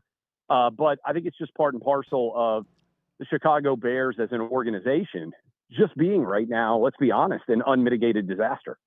No doubt about it. Also unmitigated disaster, Michigan State and Mel Tucker. Talking about legal ramifications, Clay, you're the perfect person to ask about this. What is the legal recourse right now for Mel Tucker, and what do you make of everything that's gone down? Apparently today is the official day. They've officially fired him based off of the review. What do you think of Michigan State's handling of all of this, and what is Mel Tucker's response? Well, I mean, it's going to ultimately come down to whether this firing for cause is justified or not, right? There actually doesn't seem to be a large degree of dispute about what took place. And to me, this is not cause, right? I mean, he didn't commit a crime.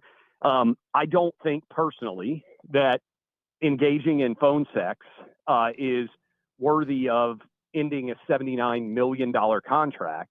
I think the reality is if Mel Tucker had made the college football playoff last year, for instance, that Michigan State would have fought for him.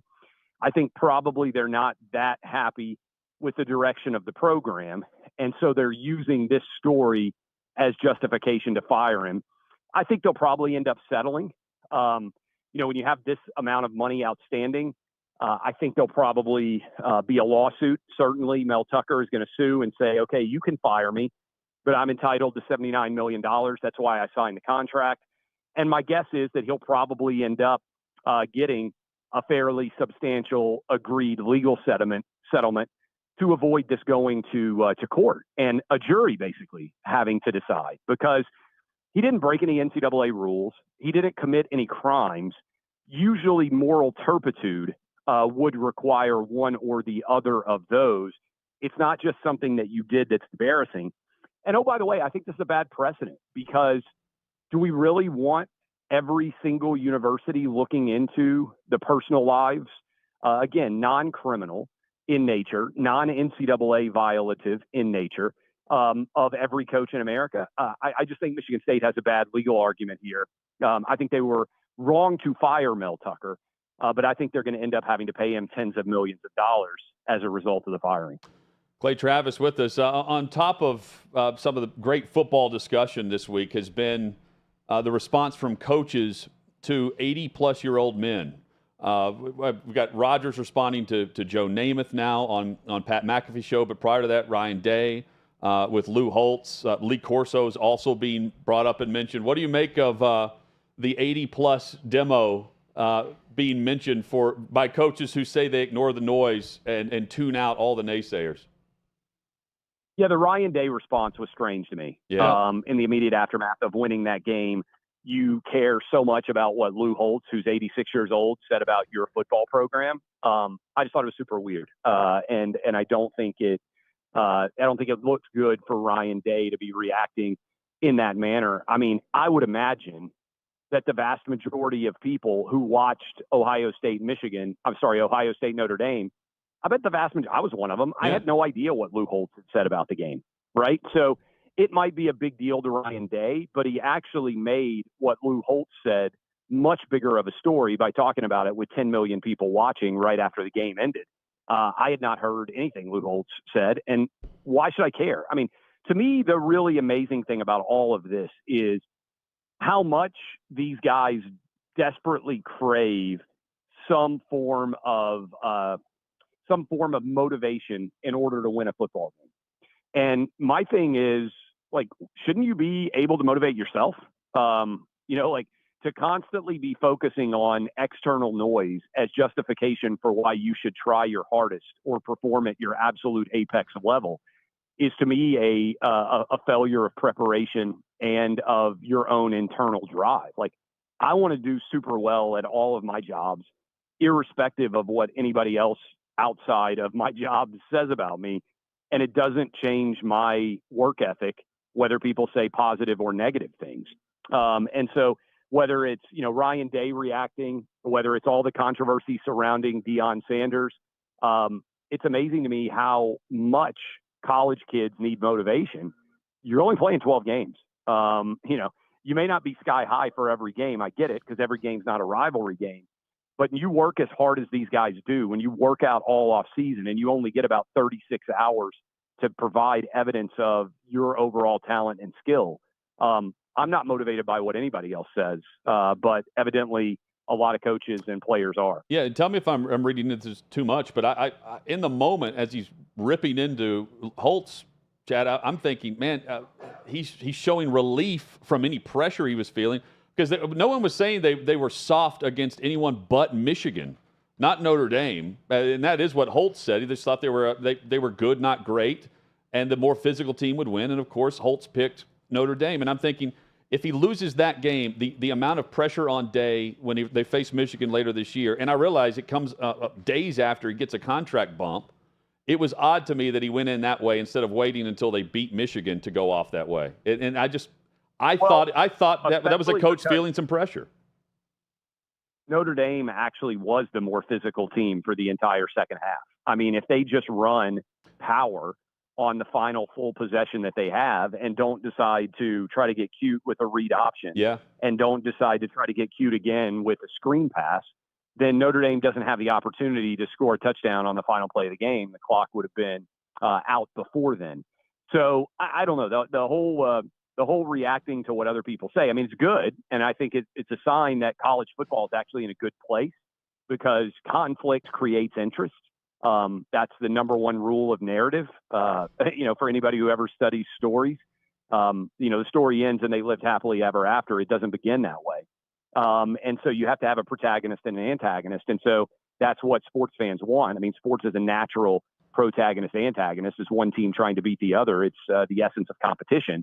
But I just think, reacting as if you are totally upset based on what someone's opinion was of your team is a bad look for Ryan Day, particularly when he's reacting to 86-year-old Lou Holtz. No doubt. Well, and Clay, protagonist, antagonist is how Vince McMahon made his money with WWE and professional wrestling, right? That's the basis of everything they do. And every story is based on that. Every story. Well, it's how every storyteller has made their money since time immemorial. But I use that example, Clay, for this reason. I'm seeing a ton of college football coaches mimic pro wrestling this year. And I feel like it's all in response to Deion Sanders. They see television ratings. They see interest from recruits.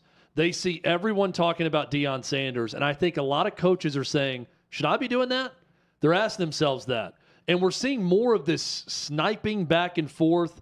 Dan Lanning, who I knew very little about as a public speaker, is now one of my favorite public speakers because he played Colorado. And they put his pregame pep talk on. Then he talked about Colorado after. How much of this is just the Deion effect of coaches saying, I need to get my shine, I need to get some attention on my program, so I better talk like I'm Triple H from here on out? I think there's some truth to that. I also think we live in a media era, which is all very funny, where it's like a game of telephone. I mean, go look at how often a media story is simply giving somebody a quote and asking them to comment on it. I mean, that's like 90% of media Good point, now. yeah. I mean, and it's not just sports. It's like, X said Y. What's your reaction to Y? And that's like almost every political story. It's almost every sports story, it feels like, because, again, it fits that template of protagonist, antagonist, and it's an easy story to write. And so I feel like it may be partly Deion, like people trying to mimic the Deion effect. I think it's also that most coaches, we mentioned Lou Holtz, like most coaches used to follow the Lou Holtz idea, the mantra, which was you only said positive things about your opponent. You talked them up so that they were basically the equivalent of the 85 Bears, even if they're not very good, in an effort to try to strip away any kind of exterior motivation. And Deion obviously has been talking a lot. That then leads to people saying, Deion said X, what's your response? Y?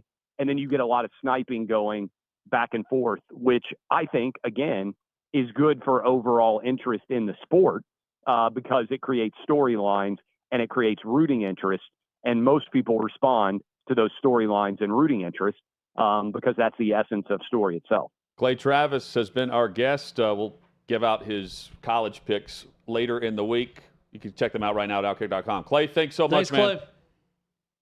Appreciate y'all. Thanks a lot. Yeah, there's Clay Travis, OutKick.com. Coming up, Ross Tucker, host of the Ross Tucker Football Podcast. That's next, right here on OutKick.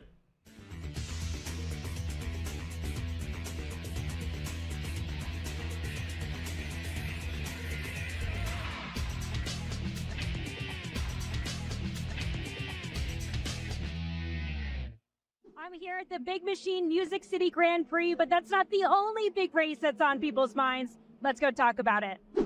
There's no way Biden can win again. There's just no way. Even the people that voted for him because they didn't like Trump, now at least have to see like senile, not all there, probably won't be alive for 4 more years. Are you a Trump guy? Or are you a DeSantis guy?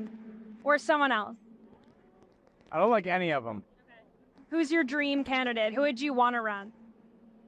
Myself. I think the best candidates probably are smart enough not to run.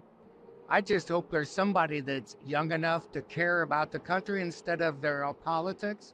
My fear is they get Gavin Newsom from California. I think it would be the new cool vote for the younger people, and that's what I don't like. Who do you think on the Republican side would be able to take on Gavin Newsom? Great question.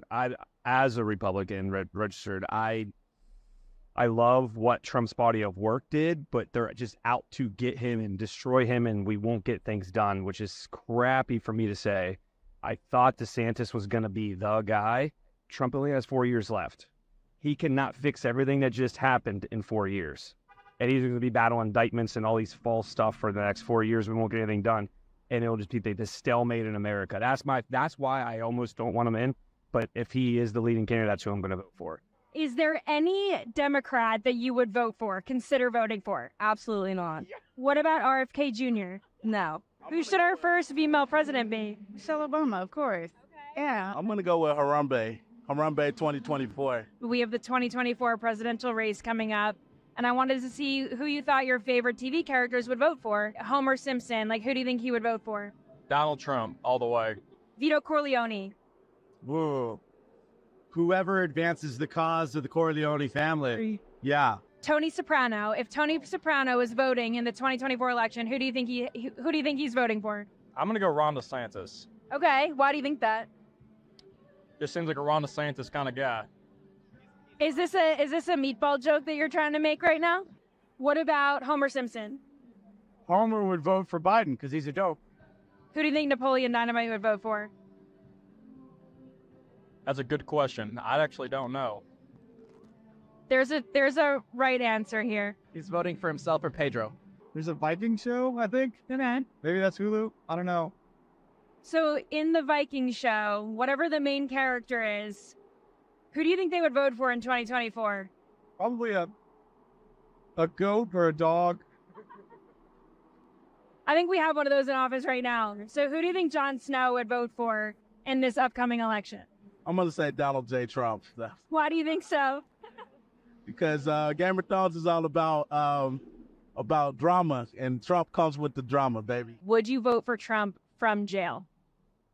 Yeah, probably. Yeah, probably. Because at that point, what else do you have to lose? Okay, would you vote for Trump from a jail cell? Yeah, baby, I will get Trump out of jail. Would you vote for Trump in jail? Oh, yeah.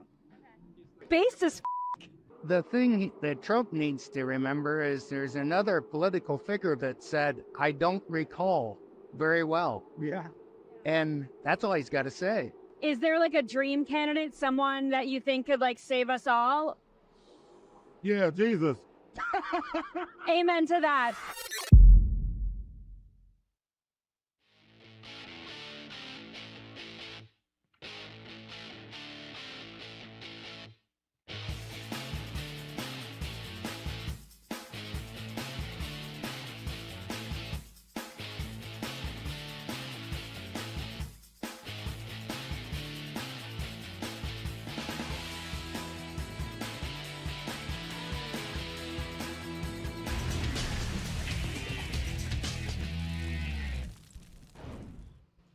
Always great to chat with Clay Travis. Coming up in 20 minutes, Ned Michaels will join us live from Rome, the Ryder Cup.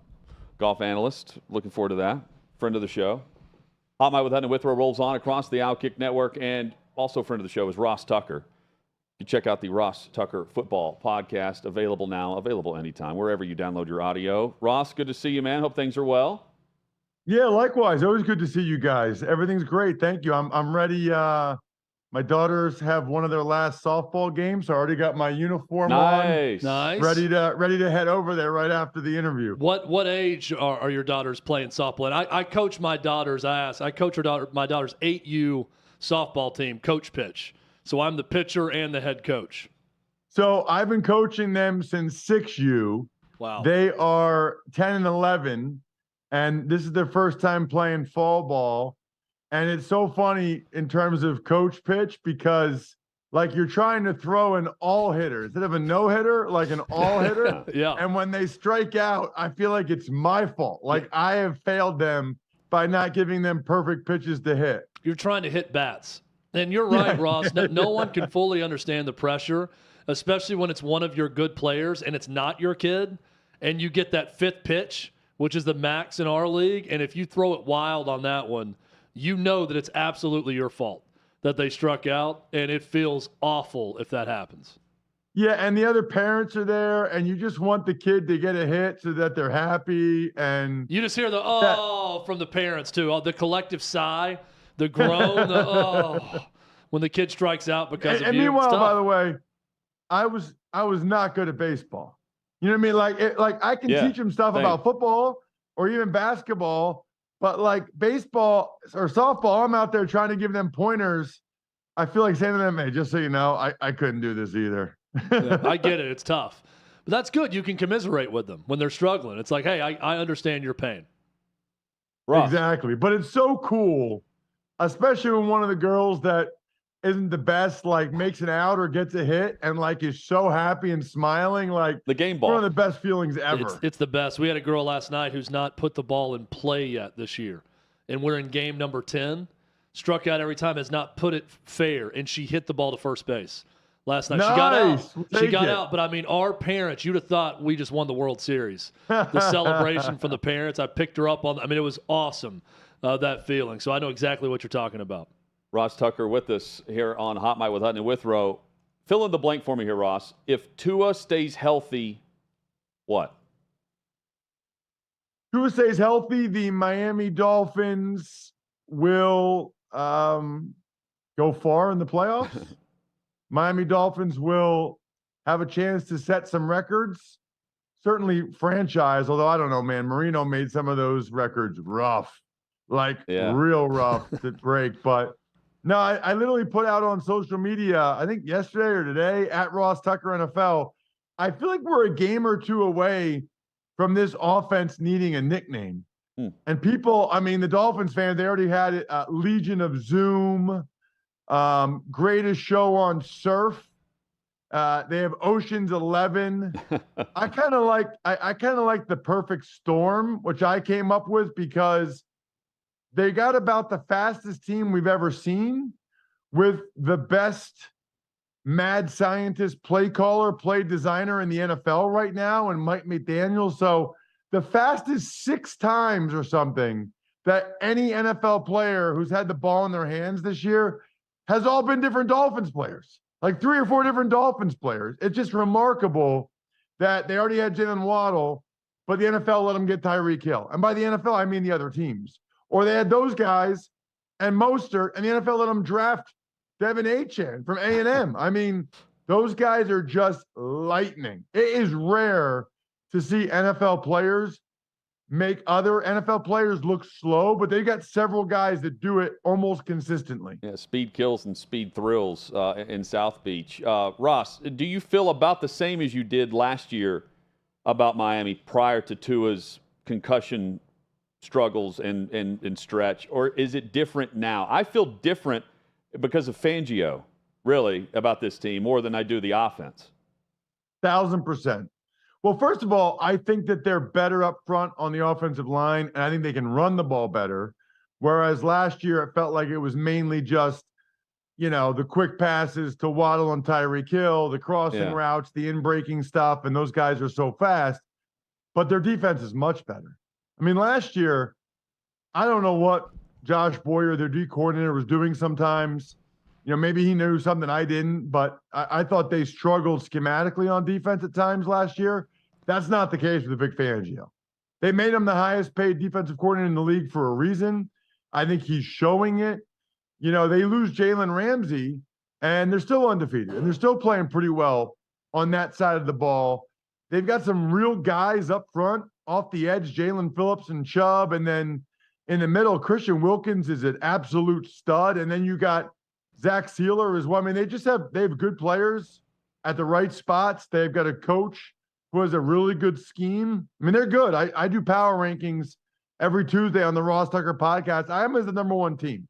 Now, I think it's them and San Francisco 2.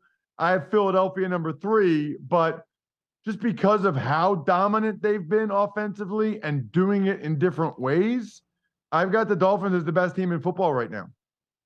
Ross, great job, by the way, on the Titans Saints broadcast with Jason McCourty to open the season. I watched that one. I'm curious about your thoughts on the Titans from this perspective. What exactly is this team right now? I think Titans fans want to know. They see the struggles with Ryan Tannehill, but there's much bigger struggles on the offensive line.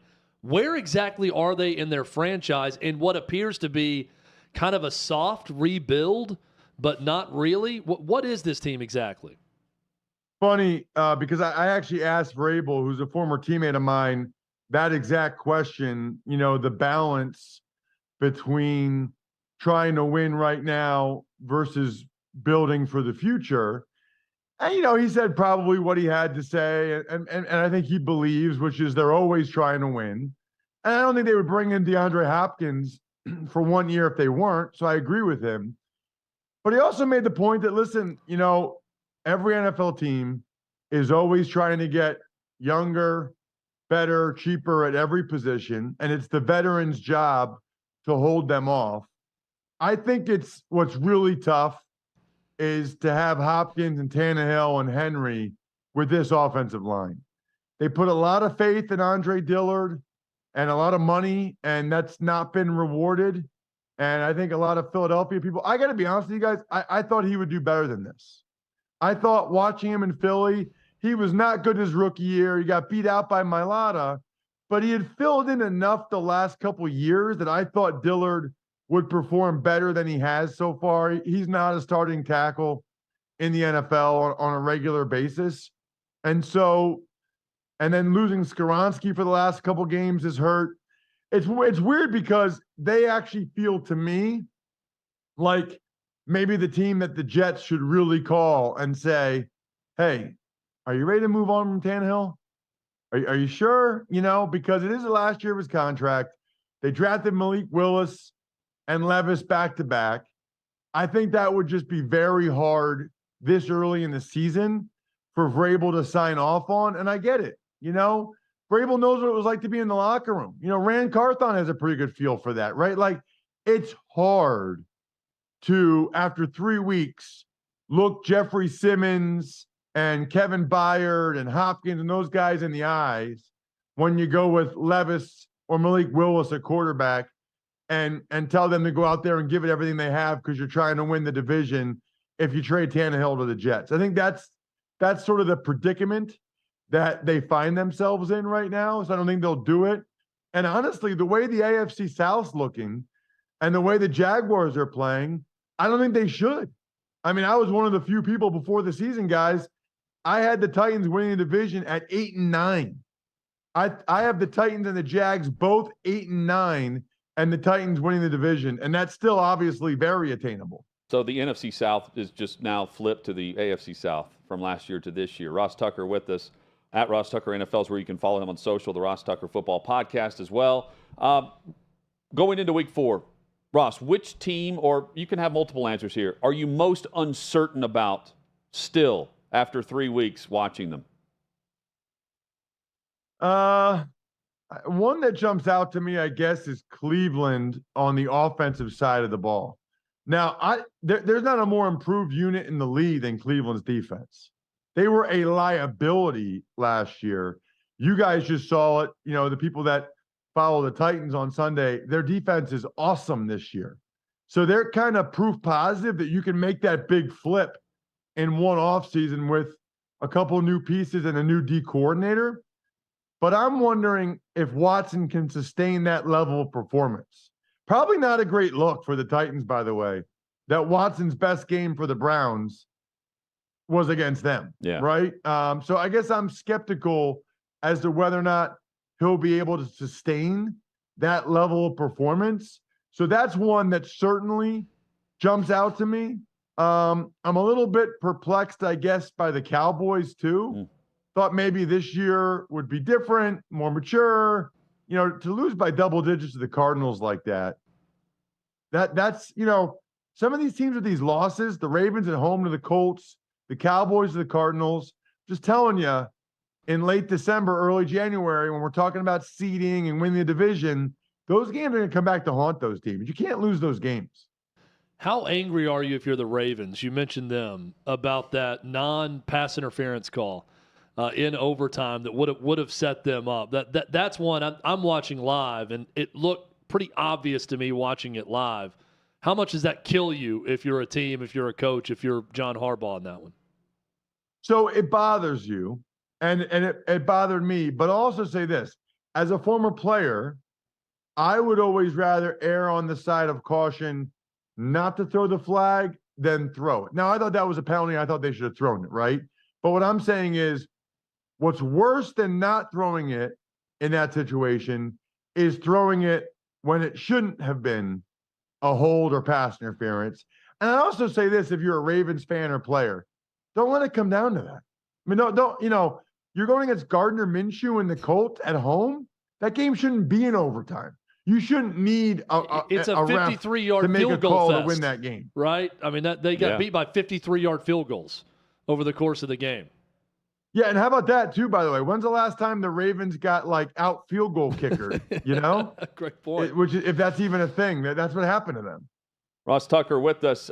2 minutes left here, Ross. Are you more intrigued? I mean this honestly here. We have a matchup of 0-3 and 0-3 with Denver and Chicago. There's going to be plenty of headlines there. Or Miami and Buffalo, because we're still going to be talking about Miami and Buffalo later in the year. We're not talking about either the Broncos or the Bears later in the year, but the whole storyline of Week 5 for Denver with Hackett and the Jets coming to town is, I mean, this sets the scene and the table in Chicago on Sunday. Correct. Well, I'm still more interested in Dolphins. I like the Bills. drama. However, I like the drama. Yeah. However, out of the Bears and the Broncos situation is really interesting because there are some people who will tell you that Russell Wilson's not playing that bad. Yeah. But Sean Payton is not used to this. 70 points. I mean, if they lose to the Bears, he's from there. He's from Chicago. Things could get real ugly in Denver really quick because this is not what Sean Payton signed up for. This is not what he came back for. So I am fascinated by that. The Bears look like they're already done, right? Yes. Whereas In Denver with Sean Payton, you still expect him to be able to figure something out. And even if it's not this year with Russell Wilson, they'll get their quarterback in the offseason for next year, whatever, right? Whereas for the Bears, it's like they might need a new coach again. They might need a new quarterback again. I mean, it's just like the same old story for the Bears. It's really a shame. A new security guard as well with the theft that took place at Soldier Field over the weekend. Hey, Ross, always great to catch up with you, man. We love the podcast, Ross Tucker Football Pod. If you haven't heard it, they have. You know how to find it. You can also find him on social at Ross Tucker NFL. Thank you for the time and the visit. We'll do it again soon. Good luck soon. in the softball game. Of course. Thank you. Yes, we need it. My daughter's the ace pitcher. Hopefully she'll throw strikes. Thank you. That's right. Time to win. Rake at the plate as well. Time to win. We head to Rome next for the Ryder Cup. Ned Michaels joins us live on Hot Mic.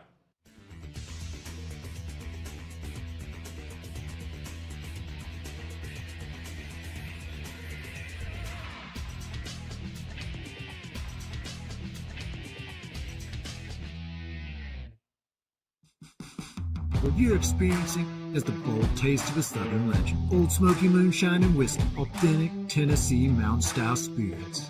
We believe in crafting flavors that were born from tradition but defy expectation, and pioneering a new experience with every sip. Because if it doesn't do this, it ain't this. Old Smoky Moonshine and Whiskey.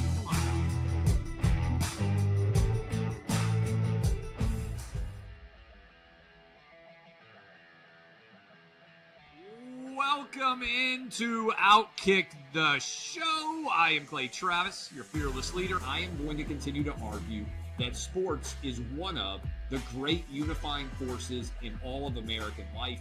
ESPN is a sinking ship. Democrats are now the party of the white, woke college graduate.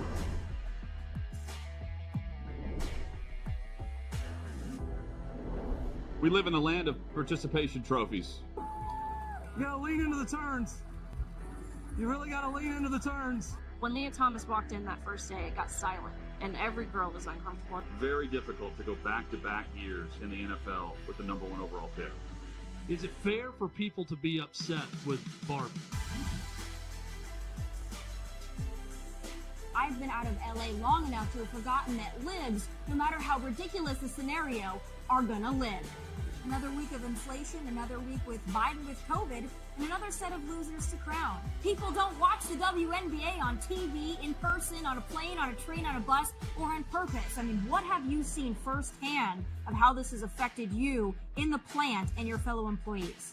Under Joe Biden, the Taliban has retaken Afghanistan. Putin has invaded Ukraine. So if there was ever a time for freaking aliens to inhabit and conquer Earth, now would be that time. We've seen coaches throw water bottles. We've seen coaches act like idiots. We've seen coaches slap other coaches. But I think if you're involved in carjacking, you're inherently a rotten human. The level of stupid that sometimes gets on our YouTube chat just gives me a headache. You're born a male, play with males. You're born a female, play with females. Don't at me about it.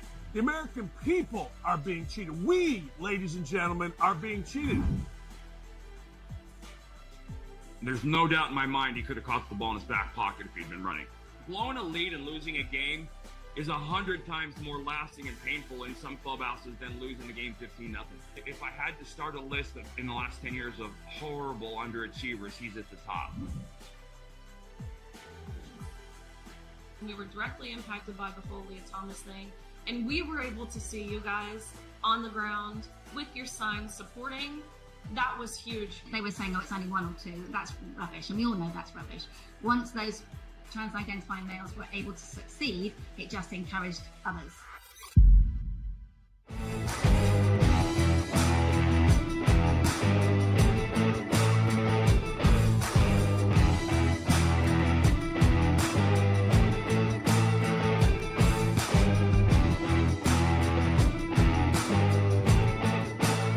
Old Smoky Moonshine and Whiskey.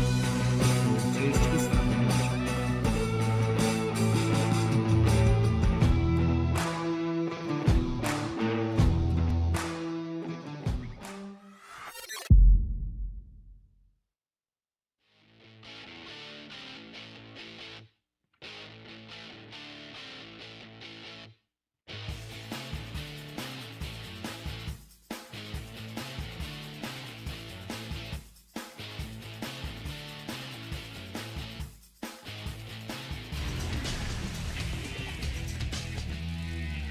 Chad, look at the time. Just like that, the final hour is here on this Wednesday edition. I'm asking Chad a question right out of the gate because he just devoured some chips and was it salsa? It was queso. Queso. Quite spicy, too. I just he did it in rare form, even for Chad. I mean, I look like I just walked through a windstorm just because I was eating chips and queso during the break. I like the idea of you you trying to compose yourself like, oh, damn, he's asking me a question. Our guy Colin stirred during the break, got up, went back into another area of the studio, and I knew exactly what he was doing. My mouth was too full to tell him what I needed. It was a paper towel, and he immediately saw me just devouring these chips that were in front of me. It is a skill you have. Yeah. Look, did you enjoy that? Or was it just more of being fulfilled? I'm not enjoying it now because of the aftertaste of the spice. Yeah, right. But I did enjoy it while it was taking place. I mean, the goal is if I can get through this entire plate of chips in queso in 2 breaks. You win. Right? We have short breaks. Yep. 2 breaks. We do. If I can make that happen, that'd be golden. So that's the hope. Hot Mike with Hutton Withrow rolls on across the OutKick network. Glad you're with us. And coming up, we've got the weird news and facts from Davey Hudson, plus the latest injury reports from across the NFL. Our next guest is eating something better than chips and queso. That's going to be my guess. Yes. That's my preview of our next guest. Maybe he's at the Vatican. Maybe he's just hanging out with the Pope. Maybe he's at the Pantheon or the Coliseum. Receiving the Coliseum, as they call it. His papal blessing right now as we speak. Looks out the window, and there's a piazza there. Ned Michaels, great friend of ours, friend of the show, and excellent golf analyst who will be doing just that for the Ryder Cup in Rome, Italy, live with us. What is it, 11 o'clock right there, Ned? It's just the dinner is just kind of ending, is what it is. Yeah, they eat late here, so and slow. They expect you. It's an experience. It's extremely slow. Yeah, but you know what? I think that's okay because once you get used to, it's like mountain time. Once you get used to it, when you ask for the check, it's going to be at least another bottle of wine before you actually get the check. And you know what? It's okay. No problem. Give us. Do you think you could see yourself just fully ingratiating yourself into the European way of life? When you're over in Europe, like, could you live this way? I couldn't. It's a nice vacation 100%, thing, but yes. I couldn't do it. So when I played the European tour, so traveled a bunch through Europe. I think I could, except for I miss the urgency that America has, because for the most part, when you go to Rome, and last week I was in Spain. It just everything's a little slower, but I figured out why. And you come to Italy and there's a wonderful arrogance, maybe it's confidence, but it's borderline arrogance of the Italians, and it's because they've been doing this for thousands of years. America's not that old. America, compared to what we're seeing, buildings that are before Christ, BC, 2,000 years ago, they've been doing this for a long time. Yeah. They know how to do it. Alleys for horses, not cars. Yeah, I guess I'm too American. Yes.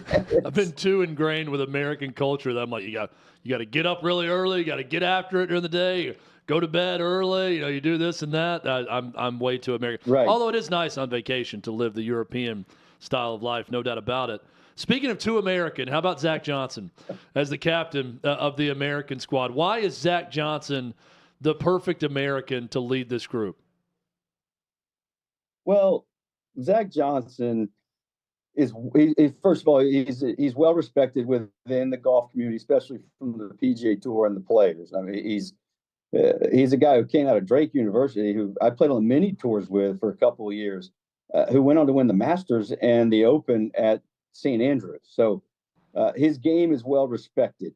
The thing that Zach, he leads by example, which I'm curious to see how that translates as a captain, because you have to be a little bit more vocal and you need to be a little bit more of a cheerleader. You got to lead by example, but you also have to lead with your words. And I'm sure he's got them, but I'm still waiting to see how it all plays out. He's understated, to say the least. Then Michael's with us previewing the Ryder Cup.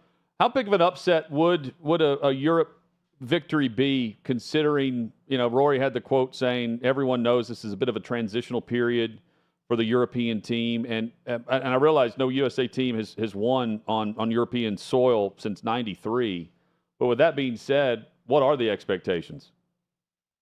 Yeah, if you're a golfer, context, the last time the United States won on European soil, Vijay Singh was the rookie of the year on the PGA Tour. Wow. Okay, Vijay is well into his Champions Tour career now. So it's been a minute. So for Rory to say that is complete lip service. Absolutely. If he doesn't believe that, there's absolutely no way he believes it. He thinks that he's going to try to play themselves as the underdog, and then they can come out because they play their best when they're the underdog. And I think it's going to be an even match. I think they are equally matched. I think it's going to be extremely tight. Ned, I know Tiger doesn't have an official role in the Ryder Cup this year, but is there any buzz that he may make an appearance? I've heard nothing. No. I did hear that Rory McIlroy, speaking of the Pope, his dad had a meeting with the Pope today. So if you believe in higher powers of asking the Europeans to win, Jerry McIlroy, he has the Rory's dad has the upper hand right now. Ned, I don't think a lot about Italian golf courses. Yeah. But I know this course was designed with match play in mind. What are a few holes that could ultimately determine this Ryder Cup? And if you can, just describe the overall course there in Rome. Okay.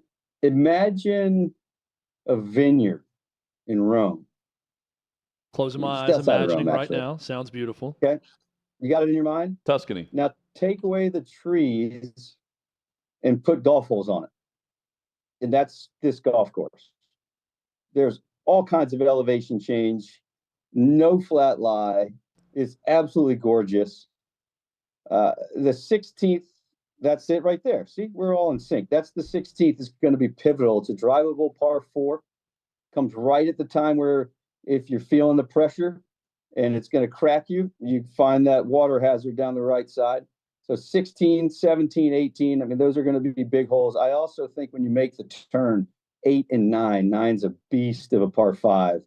And I do think when you get to 8 and 9, those two holes will have something to say about it. But this little thing right here, this 16th, the one that you are showing, to me, that is going to be all about strategy, how you're playing, and it comes at just the right time in the golf course. So watch the 16th. And the foursomes, right? We're going to start on Saturday with that format. How much intensity does it add when you know your partner's next shot is dependent on what you do right before him? Yeah, it was interesting. I was talking to some of the players today on the American side, and I think they were saying you might go 6 or 7 holes without hitting a putt of over 3 feet. So all of a sudden, you've got a 10-footer that means something, and you don't really have any feel of the green, of the speed, of how much they're breaking, how you're hitting putts. So that's where it really makes a difference.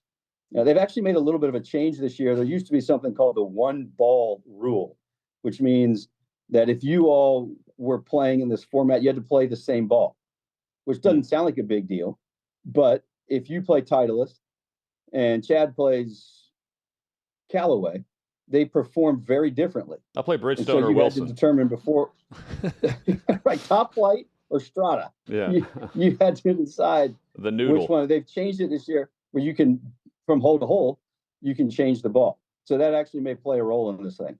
In fact, to our advantage, I think. I think most of the golf balls I have in the bag, Chad, are either range balls or they've got like Clinton's face on them from some joke back in the day. I think my playing partner would look at me cross-eyed when I pulled out a range ball and said, "I actually prefer to play with these." Yeah, I like the 2 stripes. Can we go with this range ball that I have? I know that it's neon yellow, but this is the one that I'd like to play today, please. Justin Thomas with the range grade. Yeah, Justin Thomas won't be playing with any range balls. How much pressure's on him as a captain's pick, given his success in the Ryder Cup in years past? What kind of pressure's on Justin Thomas in this event? I think an enormous amount of pressure. And I don't think the team would say it. He certainly wouldn't say it. But I think an enormous amount of pressure. He he hasn't had his best year, and he's been open about it. He's been struggling with his golf swing. Of course, he's a Nashville guy now. He was down at the Troubadour. He posted some videos 2 or 3 weeks ago. He's been grinding hard. He had a nice tournament out in Napa. But he and Jordan Spieth, and I think it's fair to say that he's on the team, one, because he has a terrific record in match play, especially in the Ryder Cup. He's a world-class player. But this was the guys on the team going to bat for him. So I think he has an enormous amount of pressure on him. And he and Jordan Spieth today were playing a match. And they're right around, they beat Sam Burns, and I think it was Scheffler. And Zach, captain, was around, and they were just letting him know, hey, captain, we won, just letting you know, because they want to play together and they want to play every match that they can. But I think he's an integral piece of this team, and if he doesn't play well, I don't think we win. Ned, I remember having you back on our old show, and you were the first person to ever utter the name Hideki Matsuyama that I ever heard. I remember you loved him before it was fashionable to love Hideki Matsuyama, and you informed us on him. Yeah, and he still loves the guy. I know Hideki Matsuyama will not be playing on the European team in this competition, but who is a European team member to watch that maybe not everyone is familiar with going into this Ryder Cup that you especially think people should keep their eye on? Well, the easy answer there is Ludwig Aberg, and you're going to hear his name pronounced differently throughout the week. We're still determining exactly. He's only been pro for like less than a year. He's the first player to ever compete in the Ryder Cup who's never played in a major as a professional. But he is a dude, let me tell you. He is an absolute stud, tons of speed, hits it a long way. I was very fortunate to cover him in college, and then also when he made first few tournaments, his debut on the PGA Tour, I had him in my featured group, and he's the real deal. And he's a guy that you're going to say, I've never heard of this guy. I can't pronounce his name, but oh my goodness, that's how golf should be played. So Ludwig Aberg, keep an eye on that fella. Ned, give us an idea of what you're doing on a daily basis, where to find you, and what's in store tomorrow. Yeah, so I'm working for the BBC. It's like one of those pinch me moments, especially you guys have been so good to me throughout the years. But I remember going and sitting in on your shows at 104.5. Yeah, thinking that maybe I want to do this for a living, and now I am the American voice of BBC Golf. That's awesome. You took notes that day too, which was so cool. Ludicrous that you sat in and took notes with us. Yeah. Actually, doodles, Chad. Yeah. Should have all gone wrong right there on the spot. I don't even have notes. But, I'm just winging it still, 20 years later. So, you're doodling right now. Yeah. Is there, and I mean this honestly, I can't think of a better and cooler assignment than what you have right now. Not just the BBC part of it, which is very cool, the American voice of golf for the BBC, but you're in Rome covering a Ryder Cup. Like that to me is the height of golf coverage, right? Does it get any better than this? So I've worked 2 Ryder Cups with 2018. I've been working with them for 5 years, and I do the Open Championship, the Solheim Cup, and the Ryder Cup. And so I did Paris in Europe, and then now in Rome. So it's pretty good rotation. And I get to play the antagonist, right? I'm brought in to give the American side and to just kind of prod the audience a little bit and get them stirred up, which I'm so happy to do that. We went into Rome yesterday. Never been there. Incredible. I'm not even going to try to give it a perspective of just how amazing the history is in this place. Rome, but the food, the wine, the people, it's just to be in Rome, to be here, best players in the world. Yeah, it's literally pinch me moment. But then you settle in. Tomorrow I'm walking with the European team. I walked today with the American team.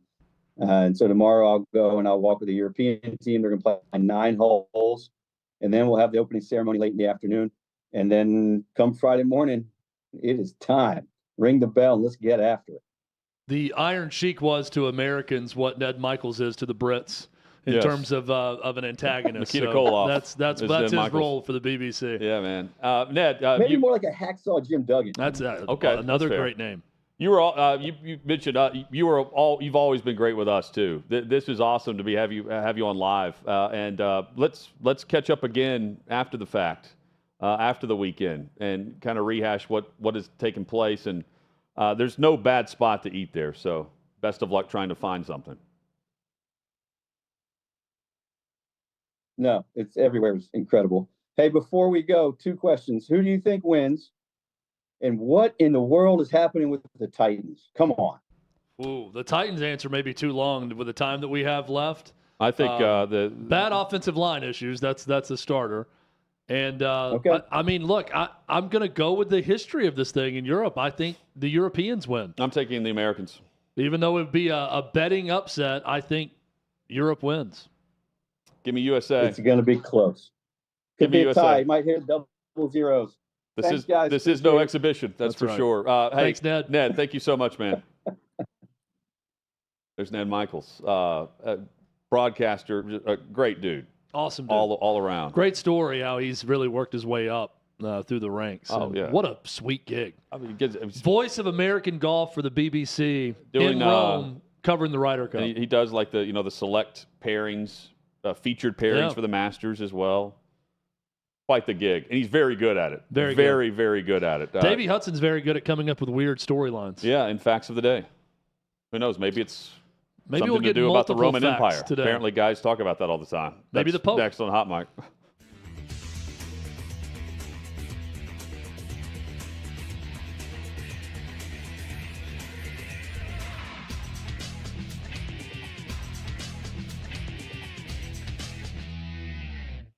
I'm here at the Big Machine Music City Grand Prix, but that's not the only big race that's on people's minds. Let's go talk about it. There's no way Biden can win again. There's just no way. Even the people that voted for him because they didn't like Trump, now at least have to see like senile, not all there. Probably won't be alive for 4 more years. Are you a Trump guy? Or are you a DeSantis guy? Or someone else? I don't like any of them. Who's your dream candidate? Who would you want to run? Myself. I think the best candidates probably are smart enough not to run. I just hope there's somebody that's young enough to care about the country instead of their politics. My fear is they get Gavin Newsom from California. And I think it would be the new cool vote for the younger people, and that's what I don't like. Who do you think on the Republican side would be able to take on Gavin Newsom? Great question. As a Republican registered, I love what Trump's body of work did, but they're just out to get him and destroy him, and we won't get things done, which is crappy for me to say. I thought DeSantis was going to be the guy. Trump only has 4 years left. He cannot fix everything that just happened in 4 years. And he's going to be battling indictments and all these false stuff for the next 4 years. We won't get anything done. And it'll just be this stalemate in America. That's why I almost don't want him in.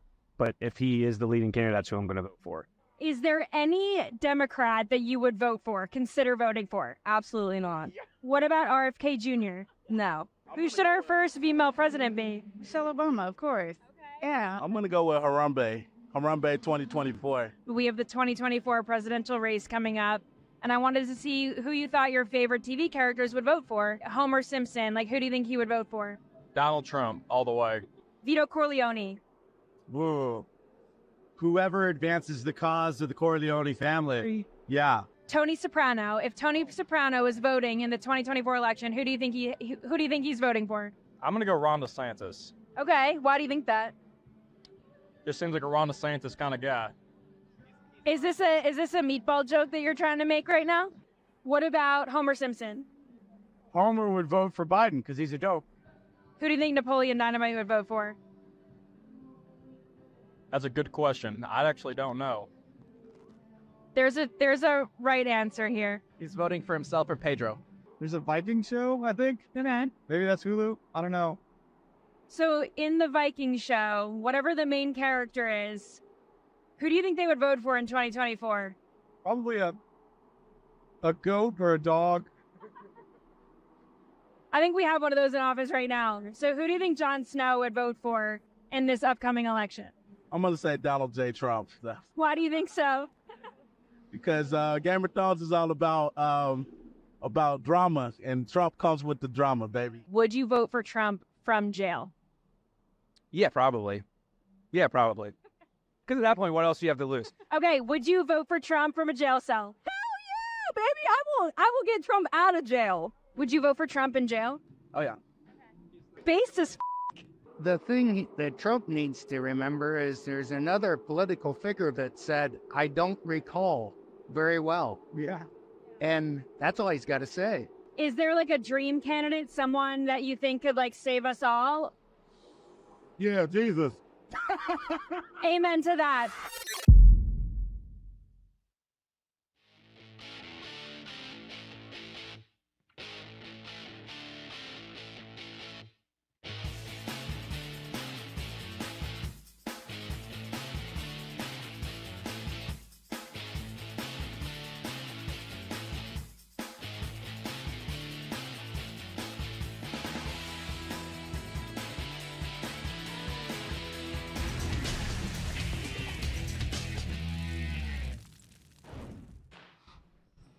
Sixth and Peabody, our location with Yeehaw Beer and Old Smoky Moonshine. Our thanks to all the guests today, Clay Travis, Ross Tucker, Dan Michaels. If you missed portions of the show, portions of those chats, you can always find them on demand. YouTube is where you find us streaming. You can also go to OutKick.com, find the podcast page.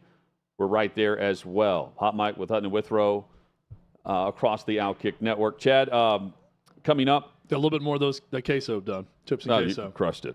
A little more progress. Coming up, we've got some NFL injury notes, which include some quarterbacks. We'll just pass along. Bryce Young sounds like he's going to return for Carolina.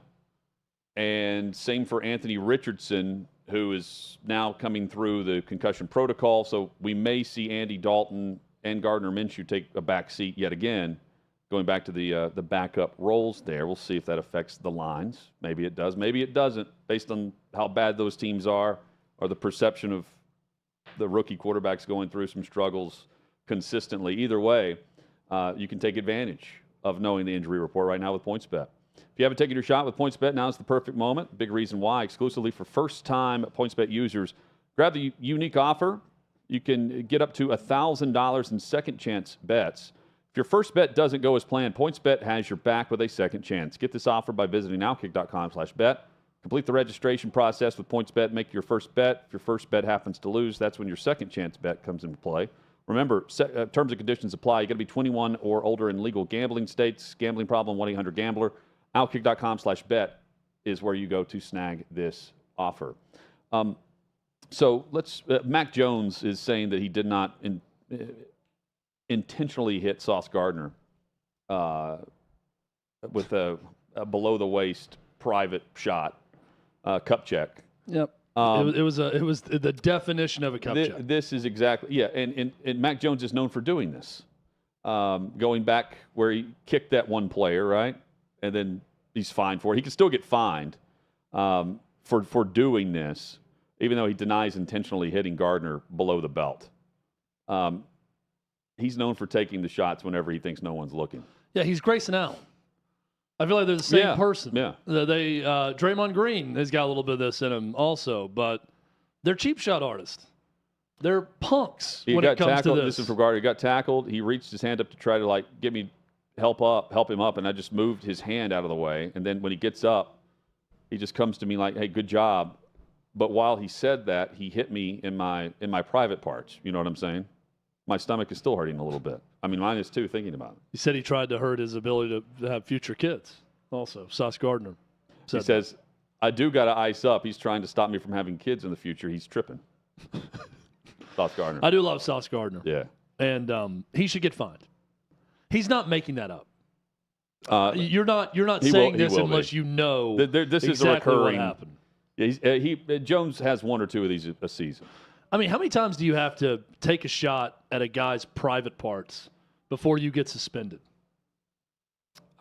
This should be a 3-strike policy.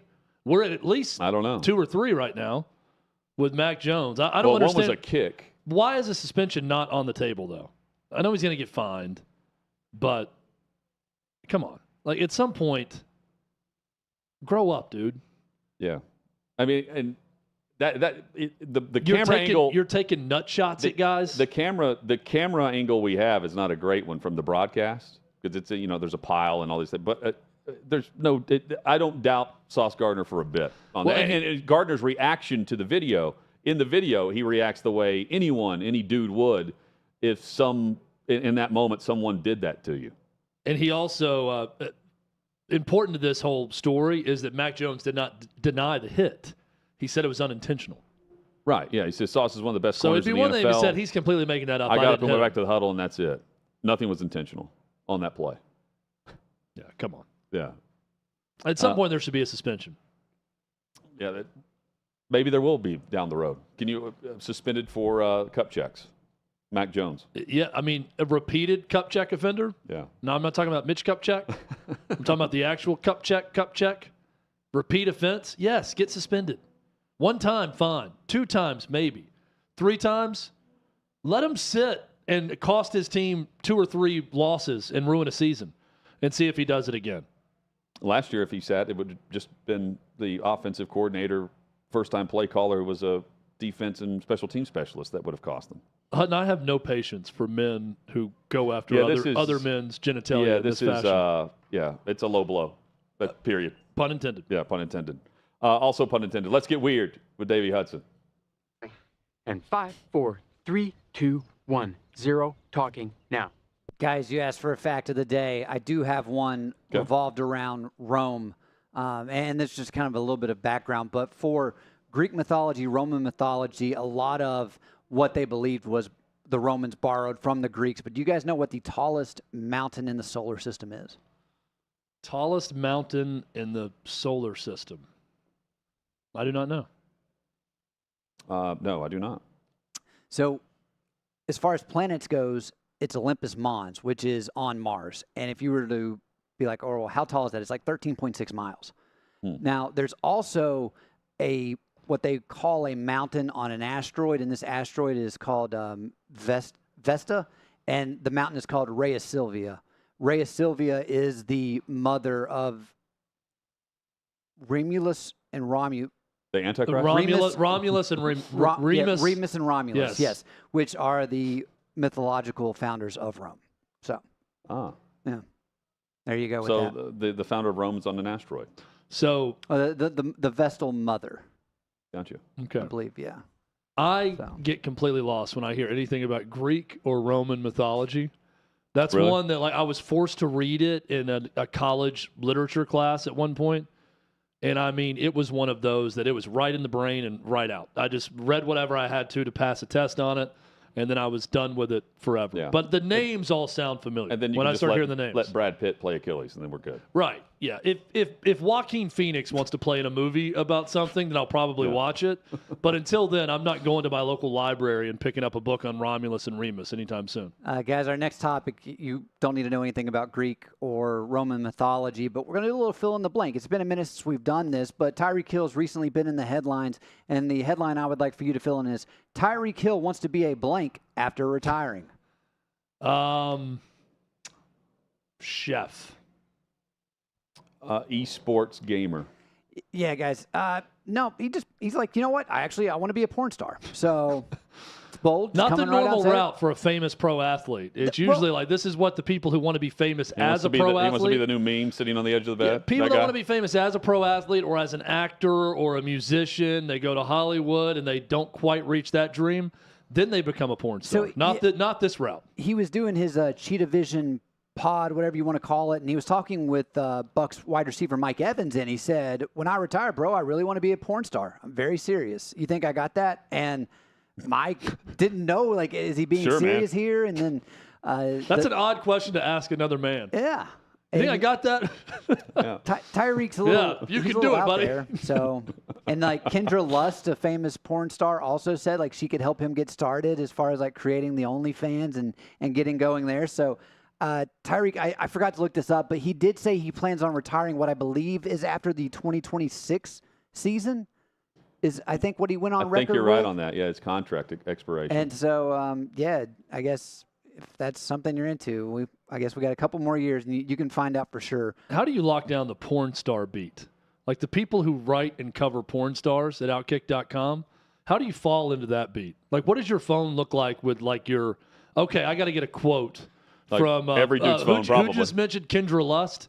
I got to get a quote from Kendra Lust on this Lions game or whatever it may be. I'm curious how you get into Safari looks like everyone else's, I'm imagining. Yeah, like do they all communicate with each other too? Everyone that writes on the porn beat for whatever publication? They meet at the AVNs? They share, resources and stories, unlike what's going on in Chicago where we still don't know what happened with Alan Williams. No one's sharing anything. Hustler and Playboy still, they still have like writers for those entities? I feel like those entities like get legitimate writers to write actual profiles, and then everything else just images.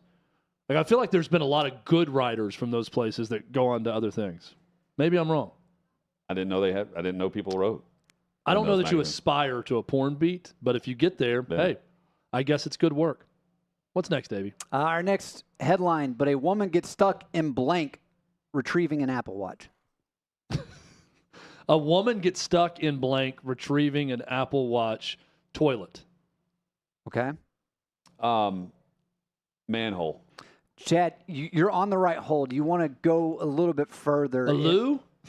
It was actually an outhouse. Latrine?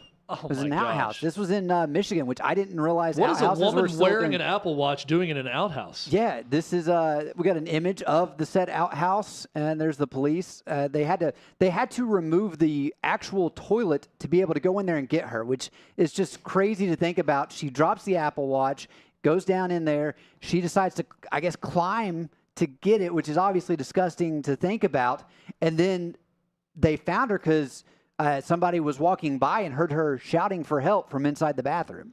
This is like no outhouse I've ever seen. If we can show this outhouse one more time. There was a toilet in the outhouse, so that just makes it. It's like a bathroom on a golf course. It looks like a public restroom because it's on a highway. You see what I'm saying? It's on a road. There's like a guardrail behind it. This is northern Michigan. Or it's like it looks like a battlefield or something where you drive through, and tour. Yeah. It's an old battlefield. It's a state park. So I growing up on a farm, when we first moved there was an outhouse there. It was a 2-seater, which always just confused me. Why would you need 2 seats in the outhouse? And then I've realized one's for what's that? Companionship. Yeah, well, one's for one thing, one's for the other. It's a love seat. Yeah, you didn't need a partner in there, I wouldn't expect. But my grandfather once locked his younger brother in there overnight and got in trouble for Hutton it. grew up on a farm. I grew up at the time what was a somewhat rural area around many rural people. We are offended when we hear this called an outhouse. This is a public restroom that happens to be like a one-stall public restroom somewhere on a street. It looks like my first home. She not went an physically down into... Yeah, so there was a hole there. Yeah. No, I get what you're saying. So you're saying because there's a physical toilet there that Well, you that said doesn't get to toilet, count? so I was immediately thinking, it must not be like a latrine that's just like... There's plumbing is what I assume. This but I is guess a not. public access, small, unisex No, but bathroom Davey's right. She on went a down road into somewhere. there and then got stuck. Yes.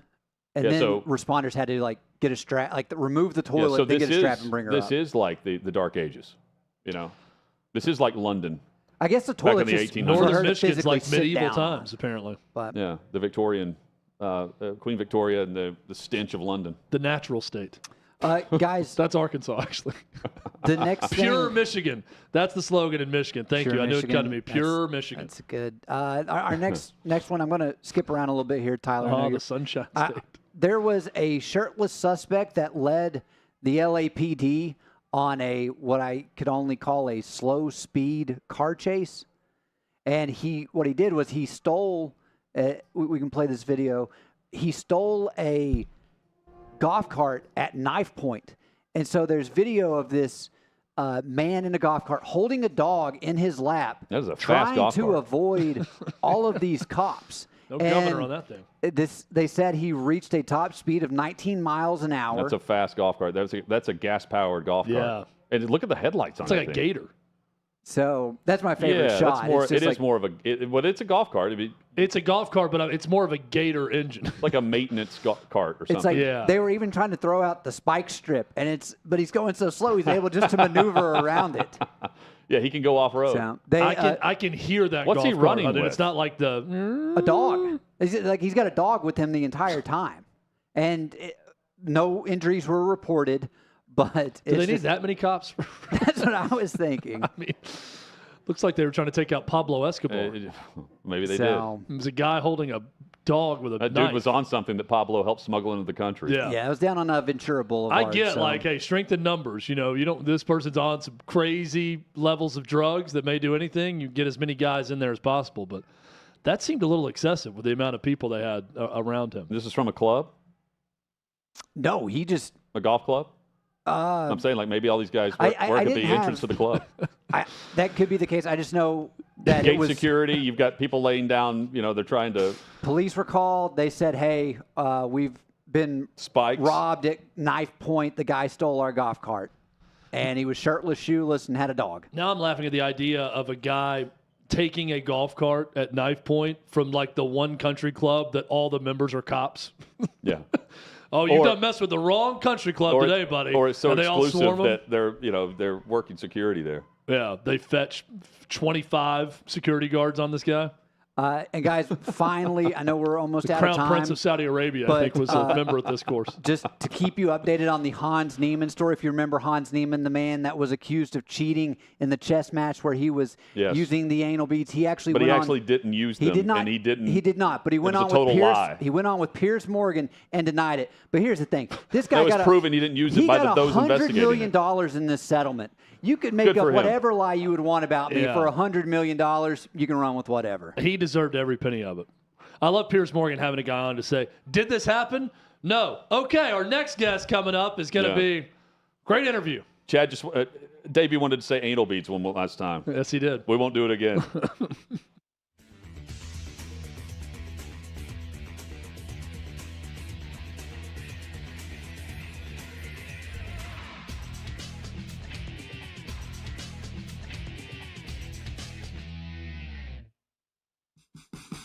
What you're experiencing is the bold taste of a Southern legend. Old Smoky Moonshine and Whiskey, authentic Tennessee mountain-style spirits.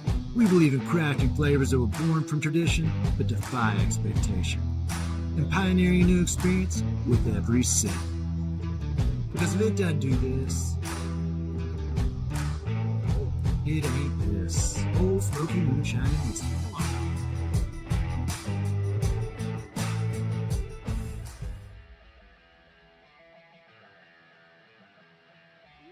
Welcome into OutKick the show. I am Clay Travis, your fearless leader. I am going to continue to argue that sports is one of the great unifying forces in all of American life.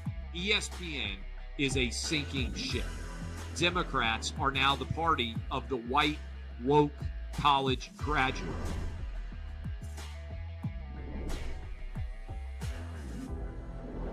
We live in a land of participation trophies.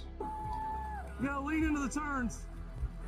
You really gotta lean into the turns. When Leah Thomas walked in that first day, it got silent, and every girl was uncomfortable. Very difficult to go back-to-back years in the NFL with the number 1 overall pick. Is it fair for people to be upset with Barbie?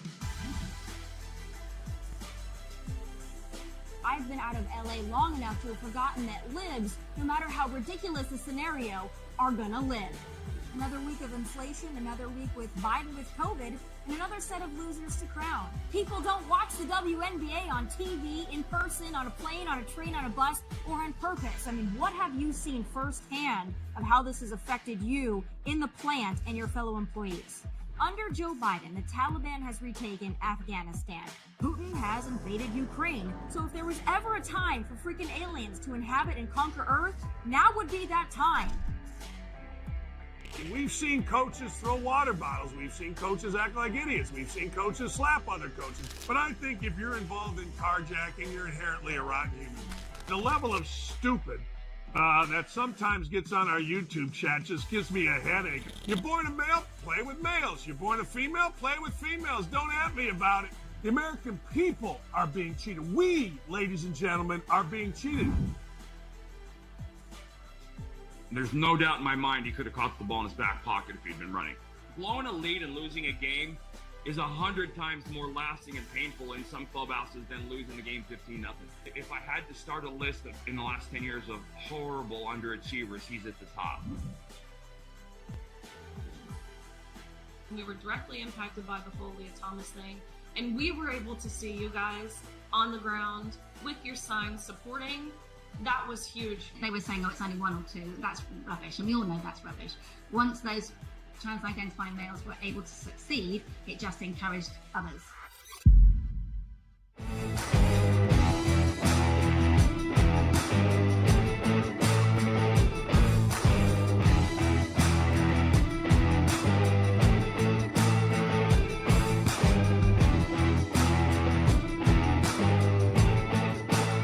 Old Smoky Moonshine and Whiskey. Old Taste of the Southern Legend.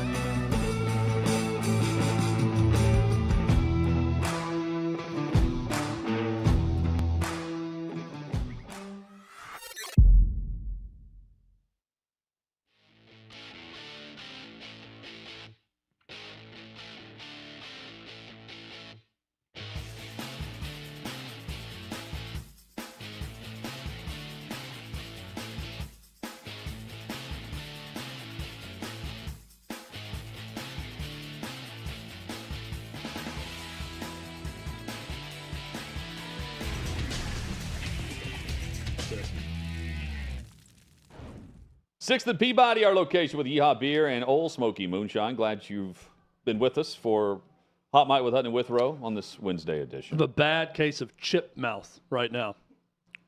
People Took you in the longer know, than usual, Chad, to people in the know. No, it took eat a like meal. 4 commercial breaks I to know. finish that thing. The sign It was that a platter of it's a sign of me aging. maybe so. Maybe so. Chad's aging, not eating as fast. No. Not a kid anymore. Not a kid anymore, everyone. I tell everyone that all the time. I can't down a platter of chips and queso like I once could. You know what? One of the best stories in the NFL period that's been overshadowed because of expectation, number one, and number two, just with all the different storylines going on and trash talk and this and that. Joshua Dobbs, quarterback of the Arizona Cardinals, last year he picked up by the Titans. 4 days' notice, ends up starting for a Thursday night football game, and then ends up playing for the Titans in a win and in scenario on the road in Jacksonville after their backup and rookie quarterback to Ryan Tannehill, Malik Willis, couldn't cut it. They went with a guy that just got there and played well enough to where there are many fans here that thought he was coming back here to be the backup in 2023. That wasn't the case. Ends up signing back with Cleveland as the number 2 QB. And then right before camp is up, he is traded to Arizona. And here's Dobbs leading the Cardinals to victory over the Dallas Cowboys, putting up points, scoring his first rushing touchdown of his career earlier this season. And he's dealing throughout the start of the season. Props to Dobbs, who has been in the league a long time, and had barely played. His first career start came last year, and here he is leading the Cardinals to a win that no one saw coming over Dallas. Well, and immediately when that move happened, it was a lot of people saying, don't be surprised if Josh Dobbs is the week 1 starter in Arizona. Like, they are trading for him to be the starter, which sort of shocked everyone. Year 7 in the league also. Crazy. Think about a guy in year 7, career backup, gets a chance, does a nice job, didn't win, but did a nice job on short notice with the Titans. I mean, and doing a really good job now. Did so much better than the quarterback that had been there all year. And it's been a big week for him. He had the mic'd up moment where he's going through and he's like, get a stop and we'll go win it. Get a stop. We're going to go ahead and go win it. And just really cool story with Josh Dobbs. Yeah, and he's in the team's apparel shop, and he's going through and asking the official Cardinals store, hey, where's my jersey? For the Cardinals, trying to get a jersey for my fam. Check this out. So I walk over here to get a jersey made. Boom. Adult. Then I go large. Next. Then I go select from roster. Okay. Next. And guess what? Your boy is nowhere to be found. We got all the numbers and no number 9. Like, yo, I know I just got here, but at least, come on, we can at least have the custom jersey ready for me. Help your boy out. Yeah, I mean, he's not only is he helping them win, even in losses, the Cardinals look respectable, which is maybe the most surprising angle of a preseason discussion that we've seen thus far with a team that's 1-2. Yeah, and they still may be, but it looked like it was all a move to tank. But if they wanted to tank, they were doing that okay. They had Clayton Tune. Yeah, the previously, indestructible Cowboys come to town and lose to Arizona. Do you think his organization gets mad at him for that? No, because here's the follow-up video from Josh Dobbs. Yo, all right, quick update. Guess what? The Cardinals, they got your boy, right? We are officially live in the team shop. Don't take it easy on the Cardinals. I just got here a month ago, but we're official. Let's get it. They got it now. They've got it now. I wonder if deep down they were mad, though, when he did it. They're like, well, now we got to get this thing together because this guy's complaining about it and everyone's calling us a bunch of buffoons. I don't know how you can be mad about it when even the quarterbacks who aren't on your roster don't want to play for you, like Caleb Williams. I would say that they'd love to have Caleb Williams' jersey on sale, but yeah, I'd say a way to prevent that is to just have your quarterback's jersey in the pro shop, and not have to have him go in there and figure out that it's not there. That would be my response if I were Josh Dobbs. He's also it's what we've seen throughout our career, Hutton. When you're the whistleblower, like if people get mad at you when you're the one who just states the obvious of something that's not happening or not getting done, it's like, hey, this really bad thing is happening. Can we correct it? And then the bosses get mad at you for pointing that bad thing. Yeah. Oh, no. We don't ever say the bad thing that's happening out loud. How dare you? I give the Cardinals, they're a terrible organization. As far as the leadership over the years, right? They deserve props for this because you mentioned the usual response to someone. You've got the quarterback asking for it, and what happened? They got it done. Yeah. They recognized it and did it instead of throwing out excuses as to why it's not available. And it's available in the pro shop now, too. How about that? Ready to go. Oh, and then he also, over the weekend, after the win. So last week, Michael Parsons, who is also very opinionated on everything, was previewing ahead the Cowboys matchup against Arizona and said, "Hey, I've got a target out for Josh Dobbs. I've got, I put it up. He's on my wall, like he's next in line. That I'm throwing darts. I'm gonna, I've got a dartboard, and here I come."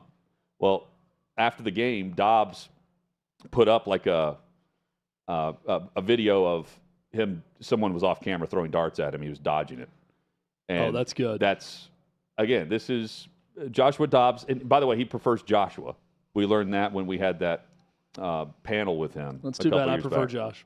I'm going to keep going with Josh. I've been saying it too long. Ended up sacking him twice, but in the end, Cardinals closed it out when they needed to. I love the story of this, and it's being overshadowed because of other quarterback issues. Truly, we've done things in the past and done a speaker series event with Joshua Dobbs, and truly interesting and great dude to be around. Legit, just a positive. One of those guys you get around him, and like it's positive being in his presence when you get a chance to hang out and talk to him. So I wish him all the best and off to a good start in Arizona.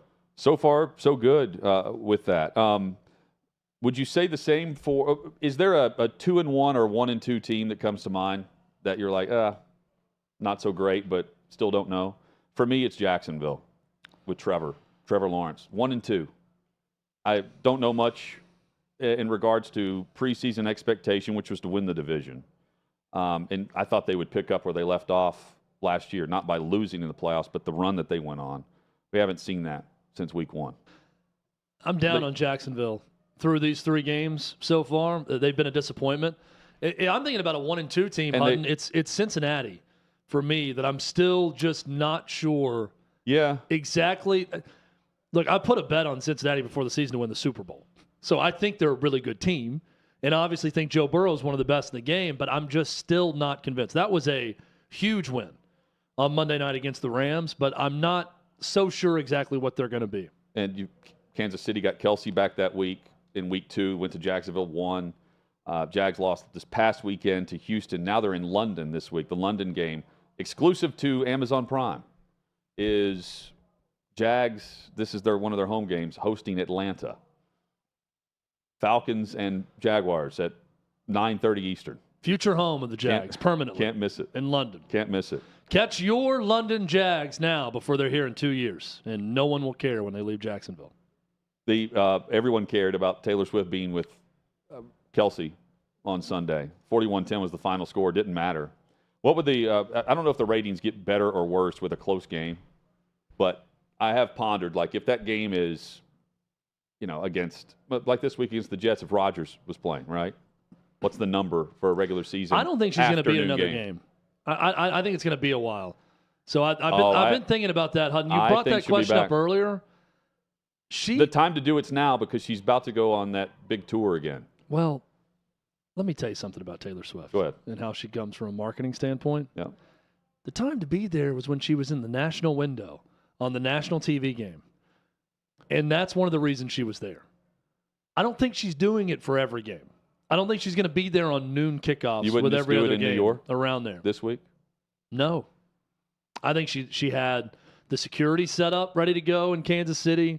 I think it was an in-and-out type deal. I don't think she's going to brave the swamps of New Jersey to go to this game at MetLife Stadium and be in a suite there. Okay. I'm gonna guess and say no, that we won't see her for a while at a game. You wouldn't do it on Thursday Night Football? That's why this was special. This is not going to be an every game thing. This will forever be known as the Taylor Swift game. If you go, you're right, the Taylor Swift game. But if you go and sit with Donna Kelce, that means you're coming back to sit with Donna Kelce. It's not a one-off. Oh, and if you're bringing the entire security team, maybe that's who was chasing down the golf cart. That was Taylor's security team. And could have been. They also are the same group that kicked everyone out of the restaurant. That was live footage outside that restaurant. Yeah, that was the chef. Yeah, that was the chef trying to get away with a lock of Taylor Swift's hair that fell on the table. Or just a photo, maybe. Yeah, and then the security team went out there and got him. I don't think she's going back to a game. I think it's going to be a while before she does. I'm looking at the Chiefs' schedule. I just realized. I'm skeptical that these two ultimately make it. I know that's shocking for some people out there. You don't think it's true love? And I don't, I believe in love. I don't know that I believe in true love per se, but I'm going to go on a limb and say I don't think these two are going to make it. I don't think they're going to get married, have kids, do all of that. So if they make it to the Super Bowl, that's great. What Frank meant to say was true love is blind. Yeah, true love is. I'm not a talker. What my friend here, Frank, was trying to say. Catch the early flight home from San Diego. Yeah, I don't think she's going to be in any more games. The other international, if you want to make the international appearance, is the London game. Miami and Kansas City is the international game. Is that London or is that Germany? One of the two. But I think that's she's Germany, back on tour. I think. Yeah. I think, I remember the Chiefs were doing something around their game in Germany. How about that matchup, though? And now they're going to go to Spain and the Brazil expanding, are the next two locations. Eventually they'll be. Hutton, we've been to one of those games. It is a spectacle. Well, it is very cool. I had a chance to. You were working Titans radio. Yeah. I had a chance to just meander around the entire stadium. We stayed at a castle. Yeah. This was the Titans Chargers at Wembley Stadium. You were with the team in a castle. I can't complain. I was in like my own floor of a hotel in the theater district. Okay, this is going to sound very like the Victoria neighborhood. Actually, is where I was. It was amazing. But when I say we stayed at a castle, it wasn't that big of a residence. And I'm like, what? Can you just if it's just made in a certain way or built in an era, does that make it a castle? But Hutton was allowed to flog someone. It was not a huge castle, but they did allow him to flog someone. Yeah. Yeah. That's just what you get with the payment to stay in the room. If you miss check-in, there's the stockade right out front. Excuse me, did our bellboy look at you the wrong way? That'll be 15 lashes. You can go out back and have that. Yeah, you're right. It's a cool event. And just walking around the stadium, and you see all the different. It's not like, oh, here are all the Chargers fans, here are all the Titans fans. Right. It's a just plethora of fans that flew over from the States to root on their team, mixed with British people that all have a favorite team. It's like they're going to a fantasy football draft or like a football party, and everyone just wears their individual uniform of what they like, not the teams playing. Yeah, or they show up to the game and they just choose a team. There are plenty of Jacksonville Jaguars fans, though, there, though. That is evident. It'll be a home game for the Jags, a true home game now. Meanwhile, Atlanta wins and everyone will go buy jerseys. Yeah, a lot of Falcons fans will be birthed. It's a good thing the Cardinals aren't playing, because if someone wanted a Dobbs jersey, they couldn't get it. That's right. You can actually buy more Josh Dobbs Cardinals jerseys in London than you can right now in Scottsdale. Seems like good news for Bryce Young. As of right now, he's on track to return for the Panthers this week, as they will host Minnesota. And Anthony Richardson going through and trying to be cleared for concussion protocol. The next step of that will just be getting through practice and then not having a setback tomorrow morning. He could be back as well for the Colts. We're back Thursday, 3 to 6 Eastern, right here for Hot Mike with Hutton and Withrow across the OutKick Network.